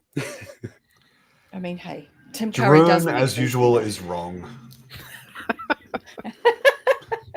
Dracula gets boring after the first 50 pages. Fuck off, Jerome. I can't remember which book it was, but I really liked it. It was very I thought the beginning of Dracula was kind of boring, because the beginning of Dracula is where all of the vampire shit happens. Well, and also where the tension kind of builds up and whatever, and it's just like it's not really the story. Question. Okay, I need to know what movie you all immediately think of for Tim Curry. Rocky Horror Picture Show. Yeah. Nice. Clue. Or Legend, but yeah. Clue. There you go. It's interesting to see, because in this community, it is often Rocky. It's Rocky Horror, mostly, yeah. And yet, in completely different crowds, you get a different general answer. Yeah. And it's really, really funny to find, because it really defines people who what movie they think of when they hear Tim Curry. Title It. It. Okay, I haven't even seen It. Oh, but his Pennywise from the it's a bit goofy, but Tim Curry's a lot of fun as Pennywise. I can imagine he would be. His Pennywise, but his Pennywise was so over the top, it was scary. So I was like, okay, I enjoy his Pennywise. He's a lot of fun. I'm just saying that goofiness is kind of why that particular outing of it was scary. Yeah, like he definitely really feels like someone that a child would be tricked into, going down in the sewer with. I think what makes Tim Curry so interesting is that Tim Curry is really good at walking this this knife's edge between being really goofy and being really scary, which is why it works well for Pennywise, right? It's it's perfect for Pennywise. He's always, if you ask me, he is always creepy as fuck. It's the eyebrows and the voice. What about and also Oscar? just he was sort in of that movie Oscar. That was great. The leer on his face. Also, Home Alone 2, he's really a lot of fun in as well. I recently saw a clip of him way back when he was doing theatre of being the Pirate King in the Pirates of Penzance. And oh my God, he could ham up a stage. Oh, yeah. God, I love him so much. He's the hammiest actor I can think of. Fantastic. He's so fabulous. Absolutely. I've also got it on my probably TBR for next year. Have you read it before? No, it just seems like a book I should have read. Yeah. Yes. Which very one? much so. It. Yeah. I've really but the main thing I've read by Stephen King is The Dark Tower 3 times. You are I haven't read any of The Dark Tower. You're insane. You read that first? Yeah, it's because it's the best thing he wrote. And I've read The Stand a year and a half ago. Did you enjoy it? He was. I did like The Stand. There were bits where I was like, okay, it's a bigger book than it needs to be. Yeah, you know. I think you'll like it. But overall, the sort of ensemble cast and he does interesting characters really well, and he does small town America like nobody. The original choice for the Joker, but they didn't take him because they thought he was too creepy, which is awesome. I love Mark Hamill as the Joker, but damn, it would have been awesome to see Tim Curry do it. Yeah. Tim Curry is one of those actors that has never quite gone into superstardom, which always bewilders me because he's always been kind of in the middle somewhere. Yeah. Has anyone ever seen Congo that he was in? I haven't seen him in Congo. It's a really stupid movie, but it's a lot of fun. I enjoy it a lot. It's just. I love Tim Curry in The Three Musketeers. His Cardinal Richelieu was just beautiful. I loved it. I did see you, Colton. That was actually a really good version of The Three Musketeers too. Yes, it was. And he was very, very like, I want to punch you in the throat as Richelieu. Yeah, he really was. Colton, I would agree. Yeah. I haven't read Swan Song yet, but I do. Oh wait, no, I haven't read Swan Song. I'm just thinking of the authors. I read Boy's Life. I want to read Swan Song. I quite like the post-apocalyptic thing. Yeah, I do too.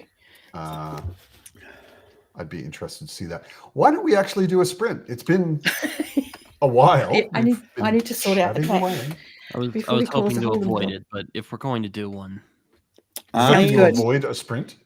I will, in fact, use that sprint to record the next part of my ongoing Mormonism project video, which is exciting. Unfortunately growing larger and larger and larger, because if Sanderson can write like 62-hour audiobook versions of his novels, right, I can do 4 hours to take apart his religion. It's also funny with video length. Now that I have a gaming channel and I'm doing that's the Man in the Iron Mask. I'm doing Let's Plays. Mm-hmm. I am totally surprised by how long it takes. No, actually, it's really easy. Yeah, but it's easier than a BookTube video. Yeah, you have to edit. I just have to cut out some bits where I'm doing something tedious that people don't need to watch because it's boring. Yeah. But I'm surprised by how long a video people will watch. Yeah. Like, I've done 3 videos and all of them are 2 to 3 hours. Yeah. Yeah. And I have an extremely flat curve. Yeah. As far as people abandoning. They're there after 5 minutes. They're there after 4 hours. Well, if they're there after 3 minutes, they're probably still there 3 hours later. But I think that's because those kind of videos, I feel a lot of people sort of like more like listen to them like a podcast or something while doing something else in the background. It's background, yeah, exactly. So which is fine. Longer is better. Like, I keep getting people saying, "When are you making a new episode?" And I'm like, "Are the first 9 hours not enough for you? Chill the fuck out."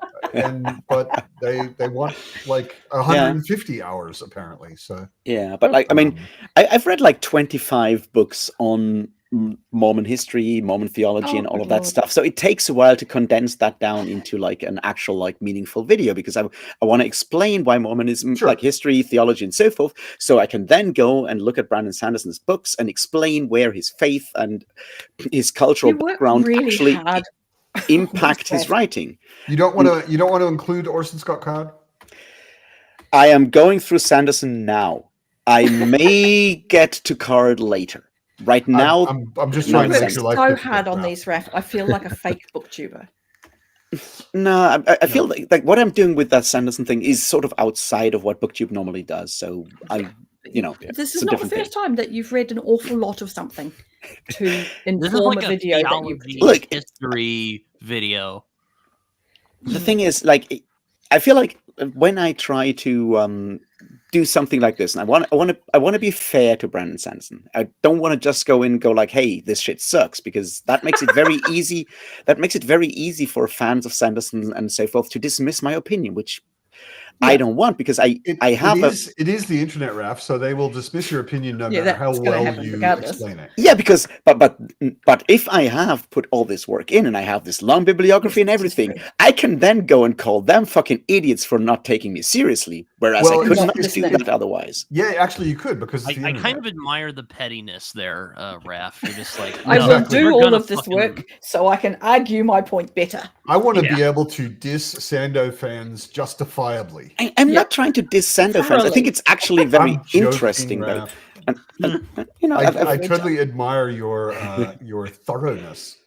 I do as well, and this is why I'm like, I feel like a fake booktuber. But that's you the do things this like wonderful research, and I'm like, I just think this. I've read Elantris, and I've just reread the first Mistborn trilogy, and having read all of this Mormon stuff, I see so many things come up that I'm like, yeah, this is interesting. This is stuff that makes total sense now that, Sanderson, knowing the things that I now know, that make my understanding of the books better. That I don't want to say necessarily make it more fun, but it does add a dimension to my reading experience that I think is positive, right? It's like, I may still disagree with Sanderson, but I get bits and pieces where I'm like, yeah, others will just like gloss over this and just ignore it. It's like, knowing more does improve the reading experience, even of a bad book. Well, this is very true. Yeah, I agree with that. But I have to deal with my cat. If you're sprinting when I come back, awesome, I will mute. And who was it that was just leaving? Rogue, Merry Christmas, and we'll see you in the new year. Jerome also apparently left because I told him to fuck off. Fair enough, Jerome. See you next week. Thornall, Terry had to go. See you later.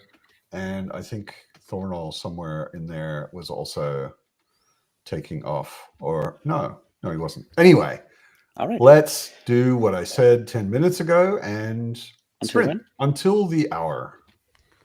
All right. All right. I'll just don't forget to mute yourself. Second novella of Absolution. All right. Well, don't forget to mute yourself and enjoy your reads, everybody.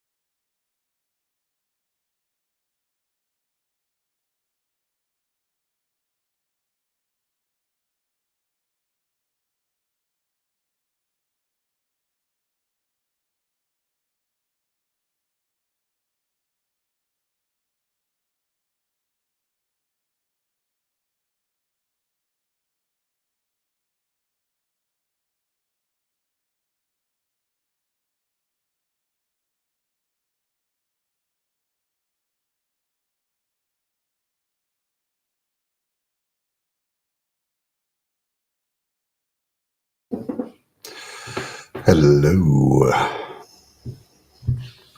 A little bit early, huh? It's seconds early, yes.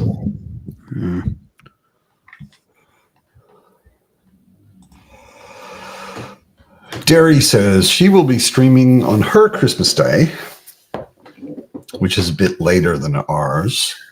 Yeah, because she's in the future. Derry does live in the future.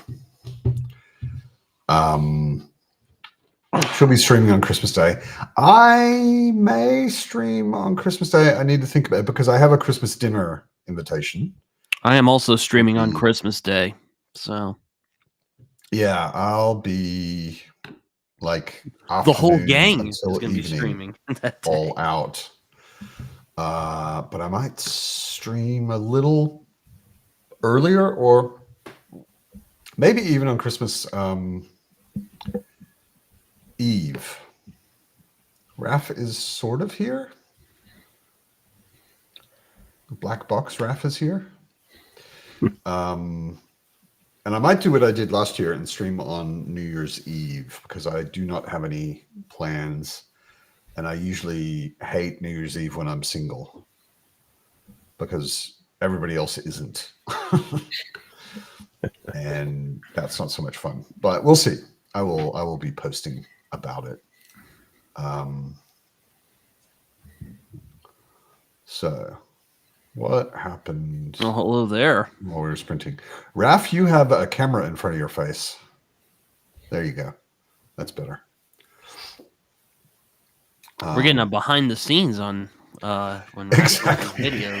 Now you can also hear me again, I hope. Yes, I filmed until right now. I hope it's good.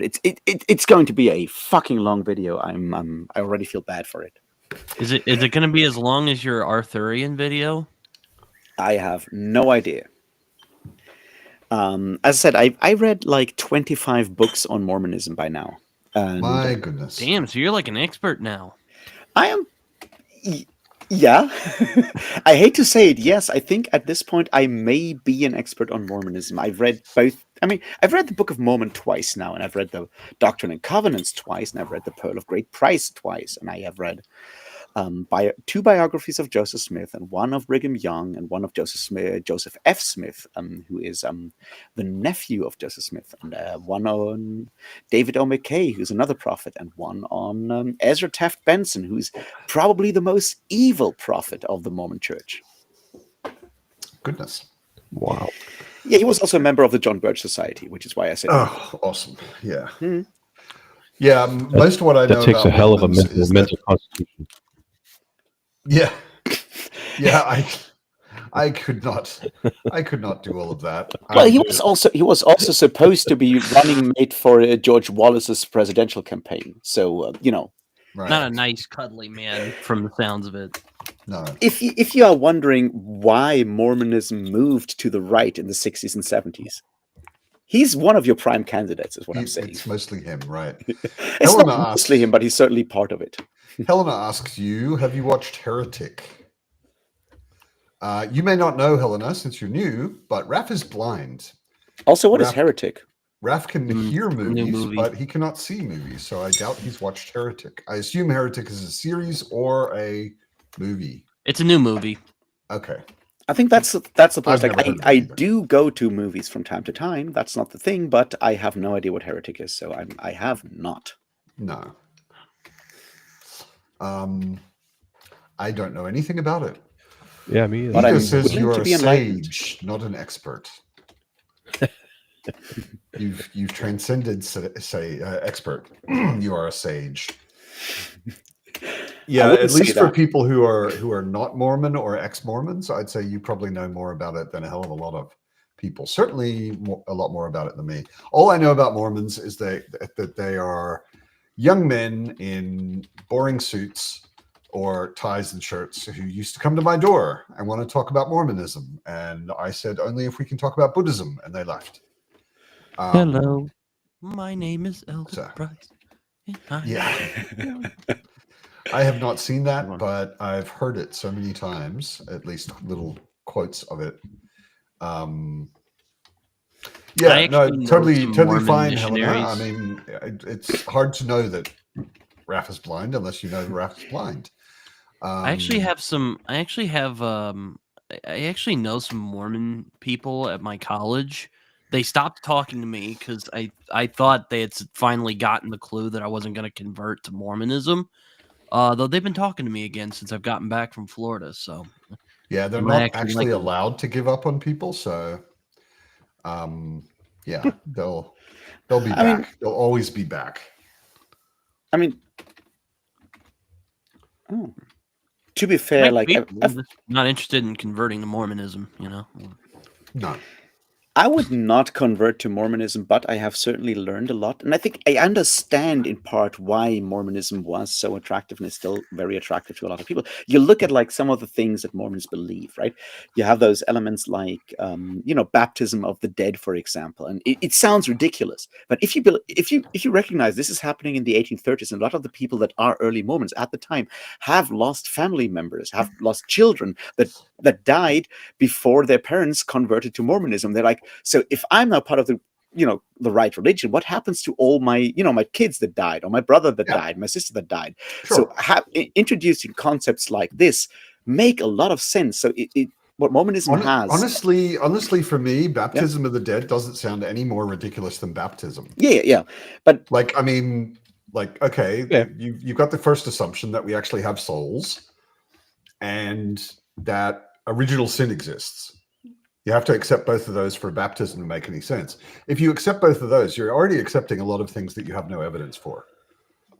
Right? Yeah. So, and that being baptized, having a priest drip some water on your head, can clean you of original sin that happened thousands of years ago. Well, that's not what I should correct. That's not what cleanses you. What cleanses you is accepting Jesus as your savior. It's not the water is symbolic. So deciding to accept someone who died a long time ago as my savior, which will get me into a place that I've never seen. Like there's a whole bunch of essentially magical thinking that you have to accept for any of the basic baptism to make sense. And then saying, well, yeah, we can also baptize all your relatives who died. I mean, you've already accepted the persistence of a soul. So why would you not be able to do more magic to connect with those souls that are already gone and make them Mormons? Like, totally makes sense to me. I mean, if baptism makes sense to you. Baptism doesn't make sense to me, obviously, but yeah, I mean, if you're accepting baptism, the interesting thing is that Mormonism does have some interesting takes on ideas like original sin and so forth as well, right? The whole idea in Mormonism is that actually Adam and like Eve in particular did us all a big favor, because humans need to actually become corporeal, go out in the world, experience the world and so forth, because otherwise we cannot attain the highest kingdom with our souls afterwards. So Earth and like life on Earth is more like sort of like a test we go through, that we go through, and then we can attain something else, and without actually, eating the fruit of the tree of life. If we were still in the garden, we would. We would never actually be. Yeah. So, I'm not saying this makes sense. I'm just saying it's a. Once again, it has a very sort of like common sense answers to questions that Christianity, in all its weirdness, does sort of ask, and Mormonism has a lot of like relatively positive, optimistic answers to that, and I think that's part of why it became so successful at the time. Sure. I still don't believe it, but I think it's interesting, and it's important to recognize that, and not just make fun of the weirdness and everyone wearing suits and shit, which is easy to make fun of. Don't get me wrong. Yeah. But there are some underlying things that are important to understand, because they speak to like a deeper need that most of us have. Yeah, and I think that's really where most conversion comes from. Yeah. Is either being given a feeling of hope or being given a feeling of certainty. Don't Buddhists believe in reincarnation? Or is that just a popular misconception? No, reincarnation is a basic concept of Buddhism. Okay, I thought so. But we don't believe in the soul. How the hell do you not believe in a soul but believe in reincarnation? That doesn't make any sense. It's complicated. Yeah. it's kind of difficult to explain. That kind of implies there has to be something going on that's beyond regular people understanding. The Buddhist idea of a soul. Buddhism thinks of what people would normally call a soul as mind. That consciousness is something that exists, and it can exist beyond a body. And that when you're reincarnated, generally when you say reincarnation to people, they think of it in a way too personal sense. So I, Matt, am not going to be reincarnated. That's not how reincarnation works. My consciousness will become less personal when I die, because what makes your consciousness personal is having a body. Mm-hmm. And my consciousness will become less personal, and out of the whole consciousness, I guess you could call it, something will be reincarnated, which may have some of my memories. So it's not like they believe you might be reincarnated into like a plant if you didn't live like a meaningful enough life. You can't be reincarnated into something that doesn't have a mind. You can't, or you can? You cannot. Oh, okay. It's basically animals, including humans, obviously. So anything that has a mind. And there is these are also, I will freely admit as a Buddhist, these are also things that I have put on the back burner for myself.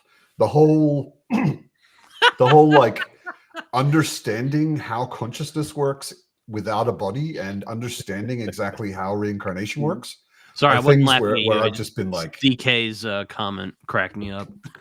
Yeah, well, I think that would be very interesting, listening to Raph talk about 20 books on Buddhism that he's read. But yeah, exactly. If I talk about too much Buddhism, Raph will have to read a bunch of books so that he can argue at me. I would not educated sense. I don't know. The one thing that I think I've learned about Buddhism, I'm very much far from knowing much about it, is that there is no such thing as Buddhism. There's like all kinds of different Buddhist sects and belief directions that are very far apart if you look at the details. Yeah, if you look at the general broad strokes, like you don't really have Buddhism without karma, reincarnation. Yeah, those are sort of really basic building blocks of every Buddhism that there is. But what you do, because karma exists and because reincarnation exists, there are a lot of different teachings about that. And I know a lot about Tibetan Buddhism, and I know a lot less about every other kind of Buddhism. So I feel like my favorite Buddhist like thing is like when they chopped down the famous tree and had like an entire war about like who got to own the parts of the tree that they chopped down. That's Indian history, and they had like a whole ass war about the tree that the Buddha sat under, and someone chopped it down. It's a whole thing. Yeah, and it's been moved or replanted and then replanted multiple times. BookTuber, it was like a literal. Yeah, like, but he's sitting right here on screen with you. Well, no, not you, Matt. Well, you are a Buddhist BookTuber, but there's another one who's like a monk. I forget his name, but he was on he was on Joanna's Why Read. Yeah, exactly. And he's actually a monk. He lives in a monastery in India. Interesting dude, because the main thing that he's really into as far as reading and BookTube goes is horror. he wasn't talking about Buddhism much. He just looked very Buddhist because he's wearing a robe and has a shaved head. But I did not watch that one. So yeah, he seemed like a really, really nice guy. And it looked very familiar to me because I've traveled a lot in India and been in a lot of monasteries. And as soon as he came on screen, I was like, dude, you're sitting in a monastery. I know exactly where you are. Yeah. Yeah, because I've been in places exactly like that. Yeah. Raph would need a hugely popular Buddhist sci-fi fantasy writer to base his research around. Yeah, I don't know of one. Certainly not one that's anywhere near the scale of Sando. Although nobody is really on the scale of Sando as far as having a cult following. Like, it was really fun to recently watch Minton's video about going to Dragonsteel. Yeah, but I also the whole time I was like, I tell me how this is not like a basically a cult.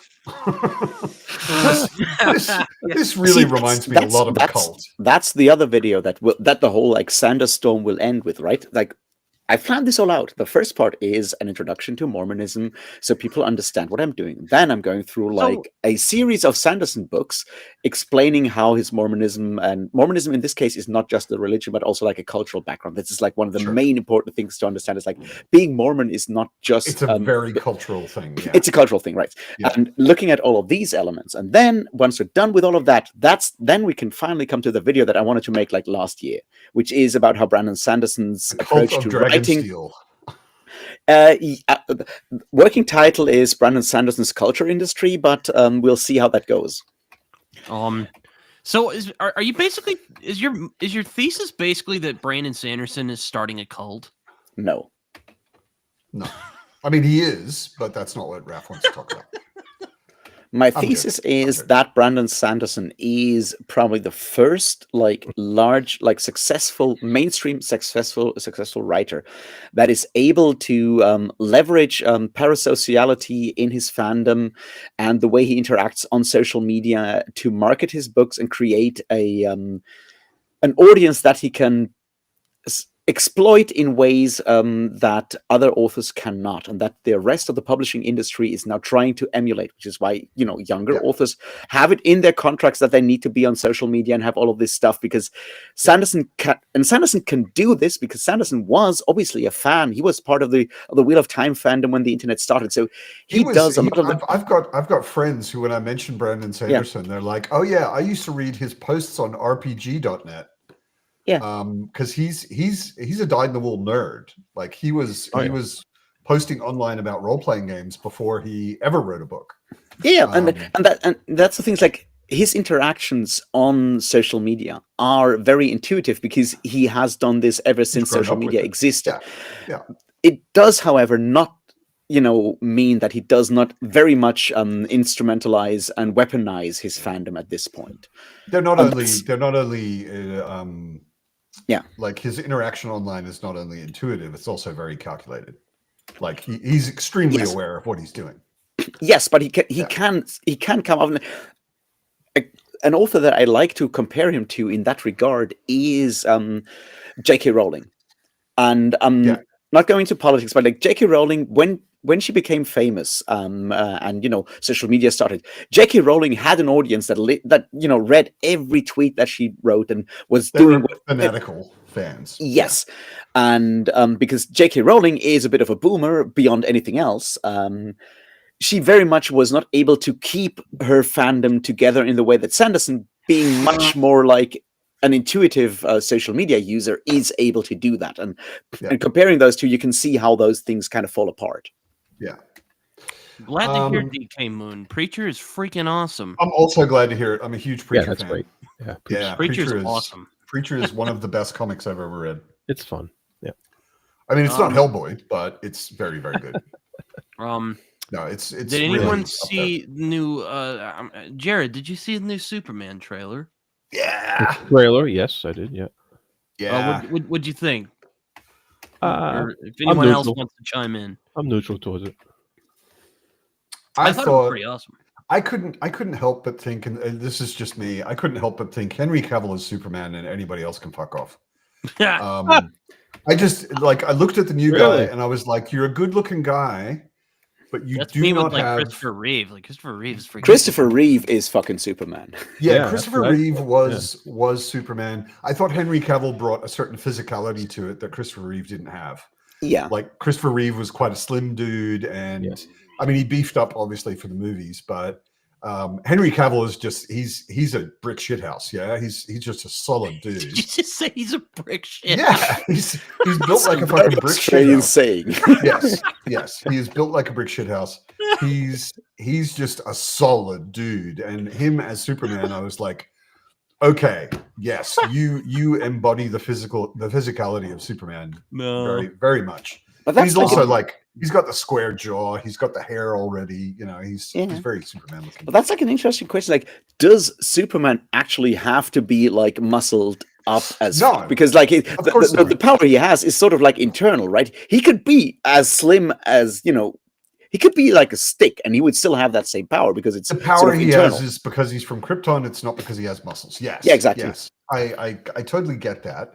But also just the idea of Superman, like he was never drawn thin, you know. No. He's always been triangular, you know, like shoulders out to here and a tiny waist, you know. So yeah, that's true.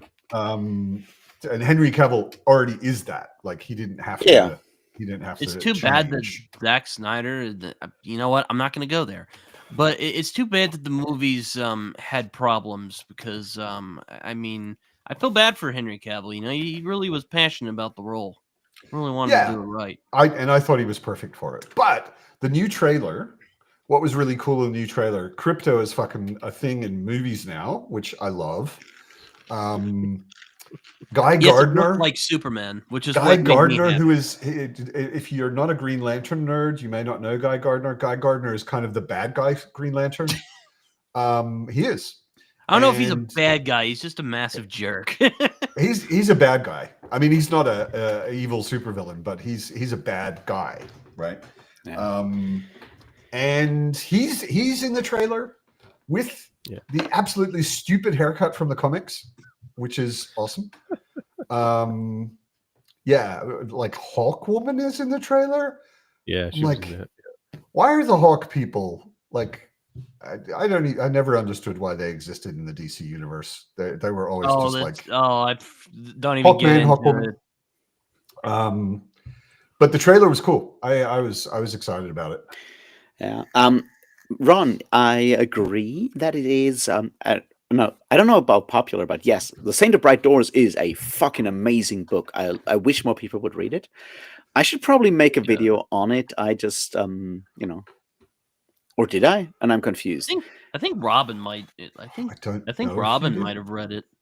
I have read it, and I think it's a brilliant book. It's really, really, really good. It has so many fucking layers that I can only scratch and sort of maybe slowly understand, partly, but it's also about trauma and about the civil war in Sri Lanka and all of these other elements. It's a wonderful book. It's the level of magical realism that Salman Rushdie dreams about and never manages to do, or hasn't managed to do in like ages because he's way too much up his own ass. Children of Midnight, I thought was very cool. Yeah, but that's his first novel. That is a long time ago. Yeah, that's 45 years ago. I thought that was an extremely good novel. But I thought Satanic Verses was brilliant. I really like both of those are very, very old. I'm saying that. They are old. Yeah. That's before Salman Rushdie was very much insisting on the fact that he was writing magical realism and not fantasy because fantasy is trash. Except for Harry Potter, and that is like, fuck you, Salman. That's if you believe that Harry Potter is good fantasy and you need to bash Twilight at the same time and the Hunger Games. I don't know, man. I like Harry Potter.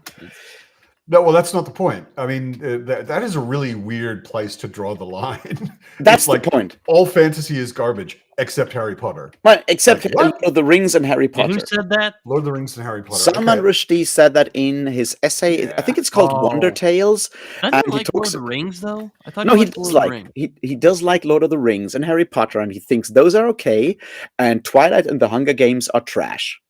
It sounds really weird line to draw. It sounds really strongly to me like he's Hunger only Games read isn't Lord of the even Rings and Harry fantasy. Potter. What is he talking about?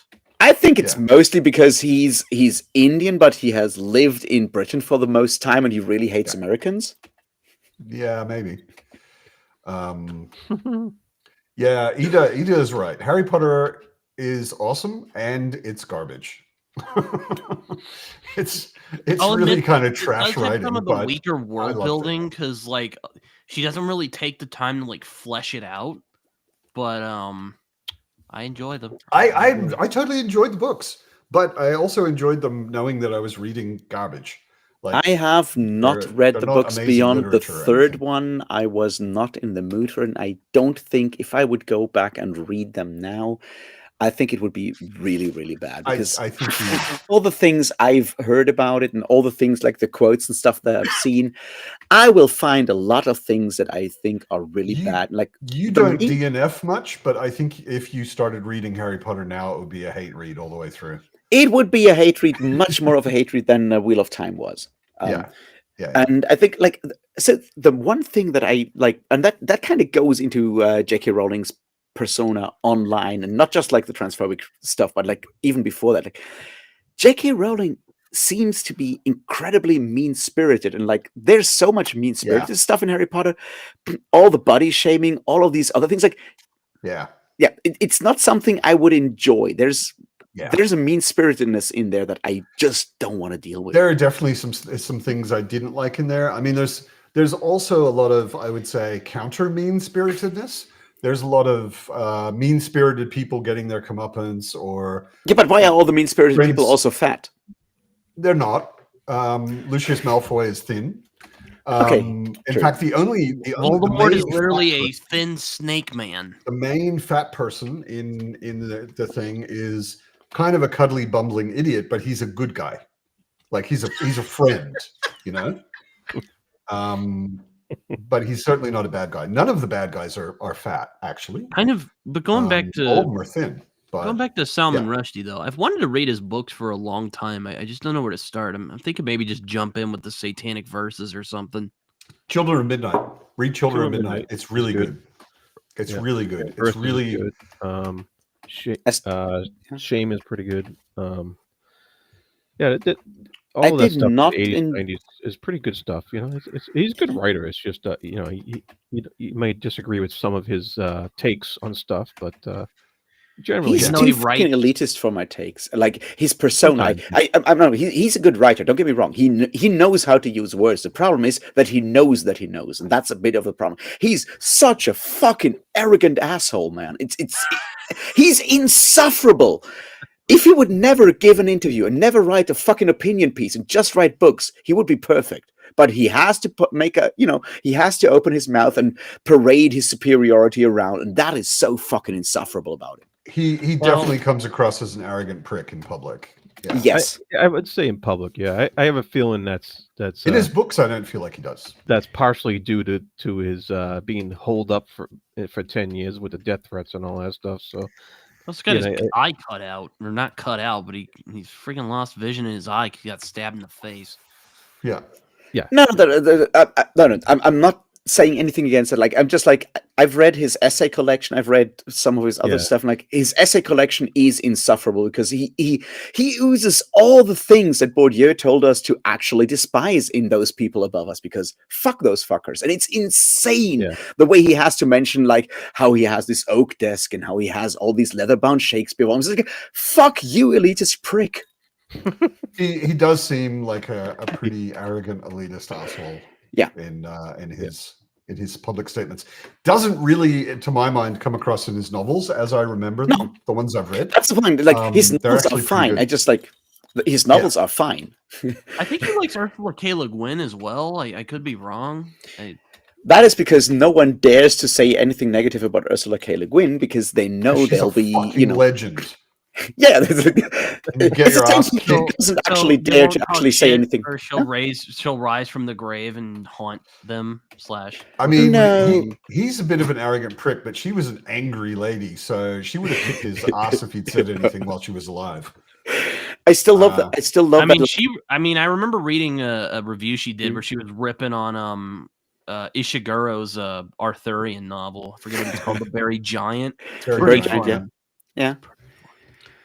She has a really good take on. I want to read it very soon. I already have it. I'm very excited about it. But like I'm doing pub order with Ishiguro, so I'm up to Remains of the Day. Okay. It's going to take a while till I get to Buried Giant.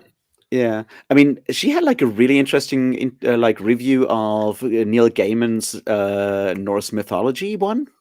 Okay. And I have read his Norse mythology, and I agree with Ursula Le Guin. What did she say? She basically called him out for making it all too neat and too clean, and basically shaving off all the edges and all the other stuff and making it all too taking out all the problems. Yeah, he did streamline it a lot. He mainstreamed if it, you read the poetic Edda and the prose yeah, and Edda, she was like, it's the thing that makes those myths important is that you keep the darkness in, that you actually keep all those like the prickly edges make it actually important, and taking them away does sort of like reduce the whole like discourse to just like it makes it like modern fairy tale rather than and that is like 90-something-year-old Ursula Le Guin still ripping on Neil Gaiman. Which I can Norse mythology though. Oh, I liked it. It's a really good readable book. But like having read like older versions of the Edda and all of that. No, stuff, I mean I thought Ursula K. Le Guin liked it. Wasn't she blurbed on the back? Oh yeah. Like she didn't say it was a bad book. She's like, yeah, this is really well written and all of that, but here's the thing that you need to sort of like also be aware of. It's a modernized, somewhat sanitized introduction to Norse mythology, but Norse mythology just was fucking messy and ugly and black and dark and bloody. That's why I like Norse mythology. It's like but that's not Gaiman's version of it. Gaiman's version of it is more like a cartoon of that. Where all of the sharp edges have been kind of rounded off. Well, I still like it because I like Gaiman and I like Norse mythology. Yeah. I liked that book as well. I enjoyed it, but knowing I'm asking why I like it because I haven't actually read it yet. No, I think Le Guin was not on the back of that of this. I think you might like it. I think you might like it. I mean, I think it's not a bad introduction, a modern introduction to Norse mythology, and it covers really the big, kind of the most important stories, but it has taken a lot of the dirt and the darkness out of the original. It's kind of where we get like existential nihilism from. Is this Norse mythology? Not the Gaiman book, but like Norse mythology in general. I mean Norse mythology in general, not the Gaiman. I haven't read the Gaiman book, so the Gaiman book is very entertaining. So it did have its ending. it included Ragnarok, yes, which is definitely something you can't leave out in Norse mythology, like a constant awareness that everything is temporary and we are all going to be destroyed in the end is kind of the foundation of Norse mythology. Like I don't know if I've told this anecdote on the pub. Like last year there was like earlier this year there was like this whole like remembering Ursula Le Guin with her son and her biographer and Nicola Griffith, and Griffith told that anecdote of like her last meeting with Le Guin because they were friends and everything, and they went like out eating in Seattle and Nicola Griffith invited Ursula Le Guin to like the fanciest restaurant she could afford at the time and everything, and they have like a huge wine cart, and Le Guin in her 90s, right, goes through that whole wine cart, looks at all of them, then they're like, "Hey, Nicola, do you think they have Jack Daniels?" I was a little let down by Robert Eggers' The Northman. I mean, I liked it. I thought it was a good movie, but it was like I should have gone. I felt like it could have gone harder. It was just went pretty hard. I thought. I mean, it does go pretty hard. It was a pretty intense movie. But it's like I kind of like the plot's pretty like a basic revenge story, and I'm just like, all right. Nicola Griffith commented on my review for her book. Oh, I'm very happy about that. Yeah, cool. She is so fucking nice. Yeah, I'm hoping to read Spear at the beginning of the year because it seems like one of those books that would just really like. I'm not a big. I've had that on my TBR for a couple of years. It's in my top 10 this year. It's outstanding. It's like everything works so well in that book. Like the prose is so brilliant. Like every single word has been, you can tell that like every word has been put there for one specific reason and probably like taken out and put back in 10 times before it is there. And it's also not very long, incredible. So that's also cool. Nice Ron, little I thing. am also totally hyped for Ada Palmer's Norse and Viking novel. Sounds awesome. I want to read that. Like after Terra Ignota, which I still haven't finished. I haven't read the fourth book, but after starting Terra Ignota, I was just like, I'll pretty much read anything Ada Palmer publishes. So that's also why I'd like to read like John Gwynn stuff at some point. I've heard he's also. I know Raph doesn't really like John Gwynn, but I didn't really either. I heard his stuff very Norse inspired. Yeah, Norse and Celtic. Yeah. I'm still very much angry about the whole Skraeling situation in his Bloodsworn books. Yeah, I just read Wrath and I was like, it's all right. It was. So, like, what's some good like Norse-inspired fantasy? Good, That's but- You have to read The Long Ships by Franz Bengtsson, and I'm like, that's the I'm one you hoping have to to read read. The Broken That's a Sword historical next year. novel. It's a historical novel. It has a foreword by Michael Chabon, and it's probably the best thing you can read. It's I like a Michael Norse. Chabon. Michael Chabon says it's the best adventure novel he's ever read. I'm not sure if that's the case, but it's a Röda Orm, and it's a classic in Sweden, and it's probably the funniest, best Viking book you'll ever read. It's so Probably fucking why good. that's also probably why the Frost Giant's daughter is my favorite Conan story, because it's very Norse inspired. So there you go. I enjoy that. Yes, also I know I really should read Perhaps the Stars. I'm getting to it. I have so many extremely thick unfinished series. Like I'm rereading Malazan and I've only got 19 books to go. I'm on a sale right now. Oh, cool. It's I'm rereading You got to speed up because No Life Forsaken's coming out in October. I know. Well, at least both of them are not Adrian Tchaikovsky. Oh man, I hope the they're not going to bury me in isn't books one of before those I like. can finish what I've got on my shelf. I'm really hoping it's not one of which is those cool. bad feminist retellings of like myth, because like what are you talking about? Ron recommended the Gospel of Loki. I'm hoping that isn't like one of those bad feminist retellings of mythology. I've never heard of it, so I've never. Well, I think I've heard of this. I think I've seen it at my local bookshop. I could be wrong though. Well, The Broken Sword by what's his name? I'm reading that next year. I'm hoping to get to that next year. Yeah, hopefully in January. We'll see. It's a really good book. Michael Moorcock was right. It's a really good book. I highly recommend it. Also read Three Hearts and Three Lions, which is... He said it was better than Three Lord Hearts of the and Rings. Three Lions is a classic. Yes, so is The Broken Sword. I mean, they're both. But like Three Hearts and Three Lions gave us the D&D trolls and their weakness to fire. Yeah. Yeah, exactly. It was quoted in Appendix N. Yes, and it has that scene when they go through the troll cave, and the troll is like very much vulnerable to fire, and that's something that Gygax took directly from that novel and put it into D&D. Pretty much everything in D&D is from a early fantasy novel. Yeah, of course, but it's always nice when you recognize the specific influences. Like, exactly. Here's a monster that came straight out of that novel. Yeah. There are like 2 or 3 authors you could sum up D&D: Michael Moorcock, Fritz Leiber, and maybe Paul Anderson. Because I know, like, I haven't read a lot of him. I read one of his Norse books, but I thought it was fine. Google Appendix N, Britain. Appendix N? Yes, that is the first edition of basically what would be called first edition now, but was called Advanced D&D back in the day. Yeah. Had a page, or actually, I think it was both sides of a page, called Appendix N. They had a bunch of appendixes at the back, so A, B, C, D. Oh, okay, I see it. Yeah, there you go. I had the one before that. Advanced D&D Dungeon Master. Yeah, I had the Dungeon Master's Guide with the that's giant interesting. on the Okay, cover. there's some interesting authors. Gardner Fox, who I know him for his DC Comics work, one of the classic DC guys. Yeah, and they stuck with that tradition. And 5th edition has Appendix E. I think it's the letter E. Andre Norton reading recommendations. And of course, Sanderson's in there. Isn't Tori reading her right now, or trying? Andre Norton. Andre Norton is super important for like fantasy, and a lot of people kind of ignore her.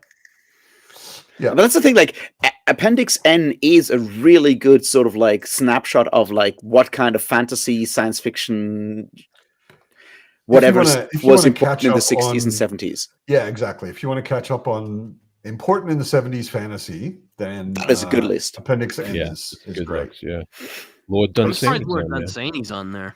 Yeah. Lots of good stuff is on there. And of course, Jack Vance, who gave us the fucking magic system. Yeah, Jack Vance. Yeah, of course. Yeah. Yeah, I sometimes wish that Jack Vance never wrote anything, because D&D would have been a very different game, and I hate the magic system in D&D. It's horrible. But yeah, that's just me. I don't like the magic system either. I do like Jack Vance's Dying Earth books, though. They're really I'm joking, of course. I'm happy that they exist. I do want to read, but I would love D&D to have a different magic system. It's just such garbage. I hate it. Sorry, I was responding to Ron.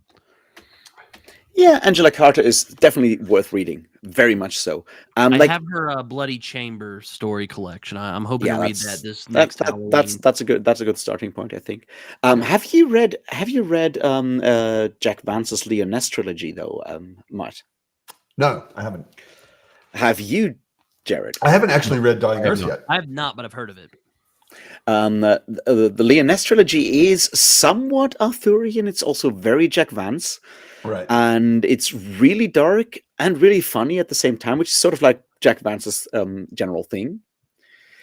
And I highly recommend it. It's really good, and I wish more people would read it. Like the same goes for like the Dying Earth stuff. It's so funny. Like the Dying Earth itself is like a collection of novellas and short stories, which is where that one story is in where the magic system actually shows up with, the amazing prismatic spray and all these like spells, and you have the spell slots and all that stuff. That's like one story.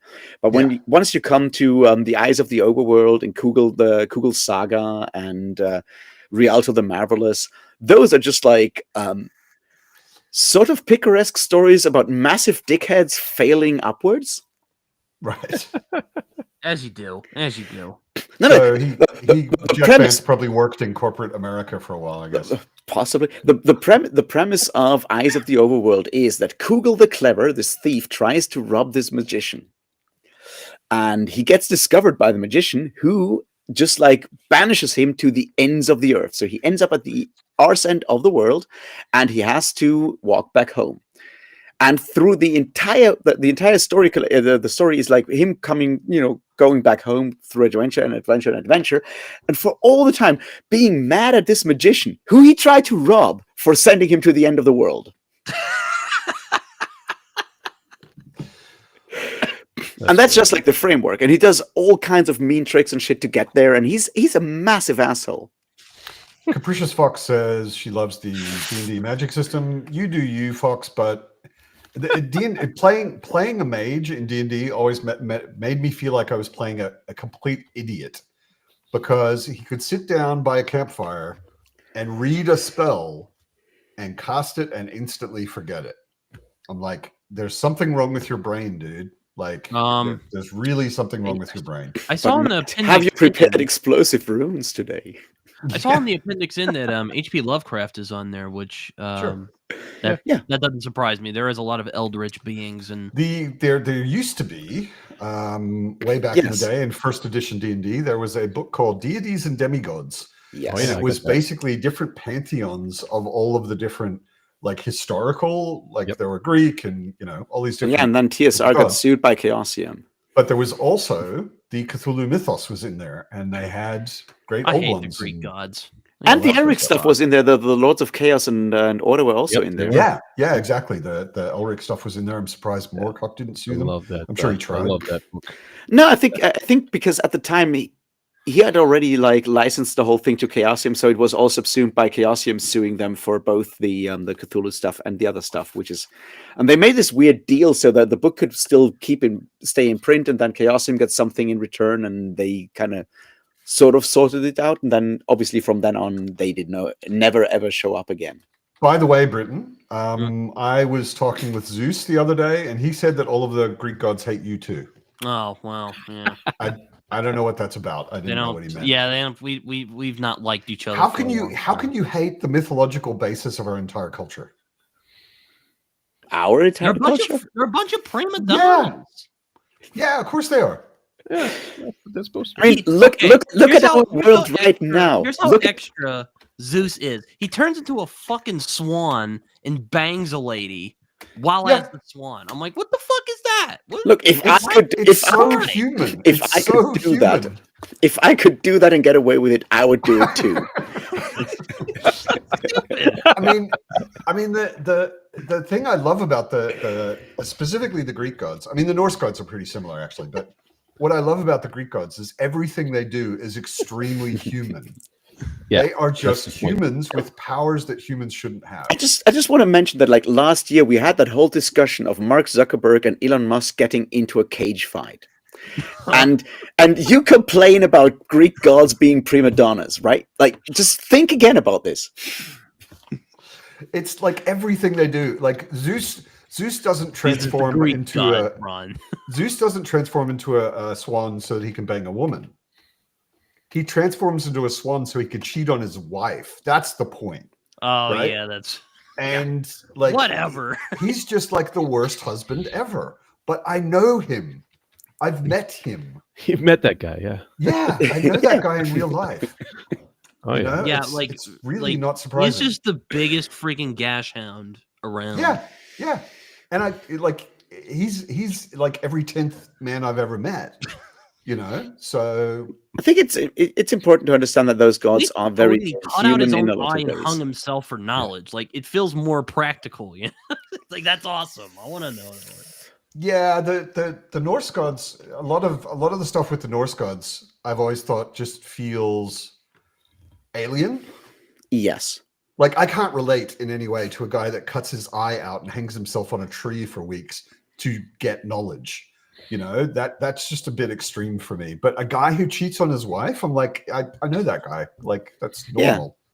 Yeah. I feel like You'll never know. Yeah, exactly. She'll never catch on if I'm a bird. Plus logic right there. And I mean, I think it says a lot about the difference in culture back then to now. But like it always seemed so weird to me that the king of the gods, the father of the gods, turned into a Happy swan. holidays, Helena. He didn't turn into a lion or a bull or, you know, something that we would think of as being an impressive. They are powerful entertaining, creature. though. There are some. He turned into a swan. No. About. I can top this, Matt. He turned into a golden shower. Oh yeah, he also did that. Yeah. Yeah. Yes, Bex, I did. I felt if I said pussy hound, that might be too offensive for BookTube. Pussy is more offensive than gash? I don't know. That would be interesting. I'd be surprised if that's the case. No. I mean, no, I think all pantheons are somewhat alien. I think that's important and to keep in mind. There are some like very, very human traits in like the Norse like pantheon as well. Like I love some of the Norse stories. Sure. Like, you know, the whole like Thor's like trip to Utgard Loki is one of the funniest stories ever. Yes. It's so fucking good. Well, in Thor, like if you hang around any football team anywhere in the world, Yeah, I've met Thor. you can meet Thor. Oh yeah, right? Like the Thor archetype is real. Yeah. An idiot who thinks violence can solve any problem.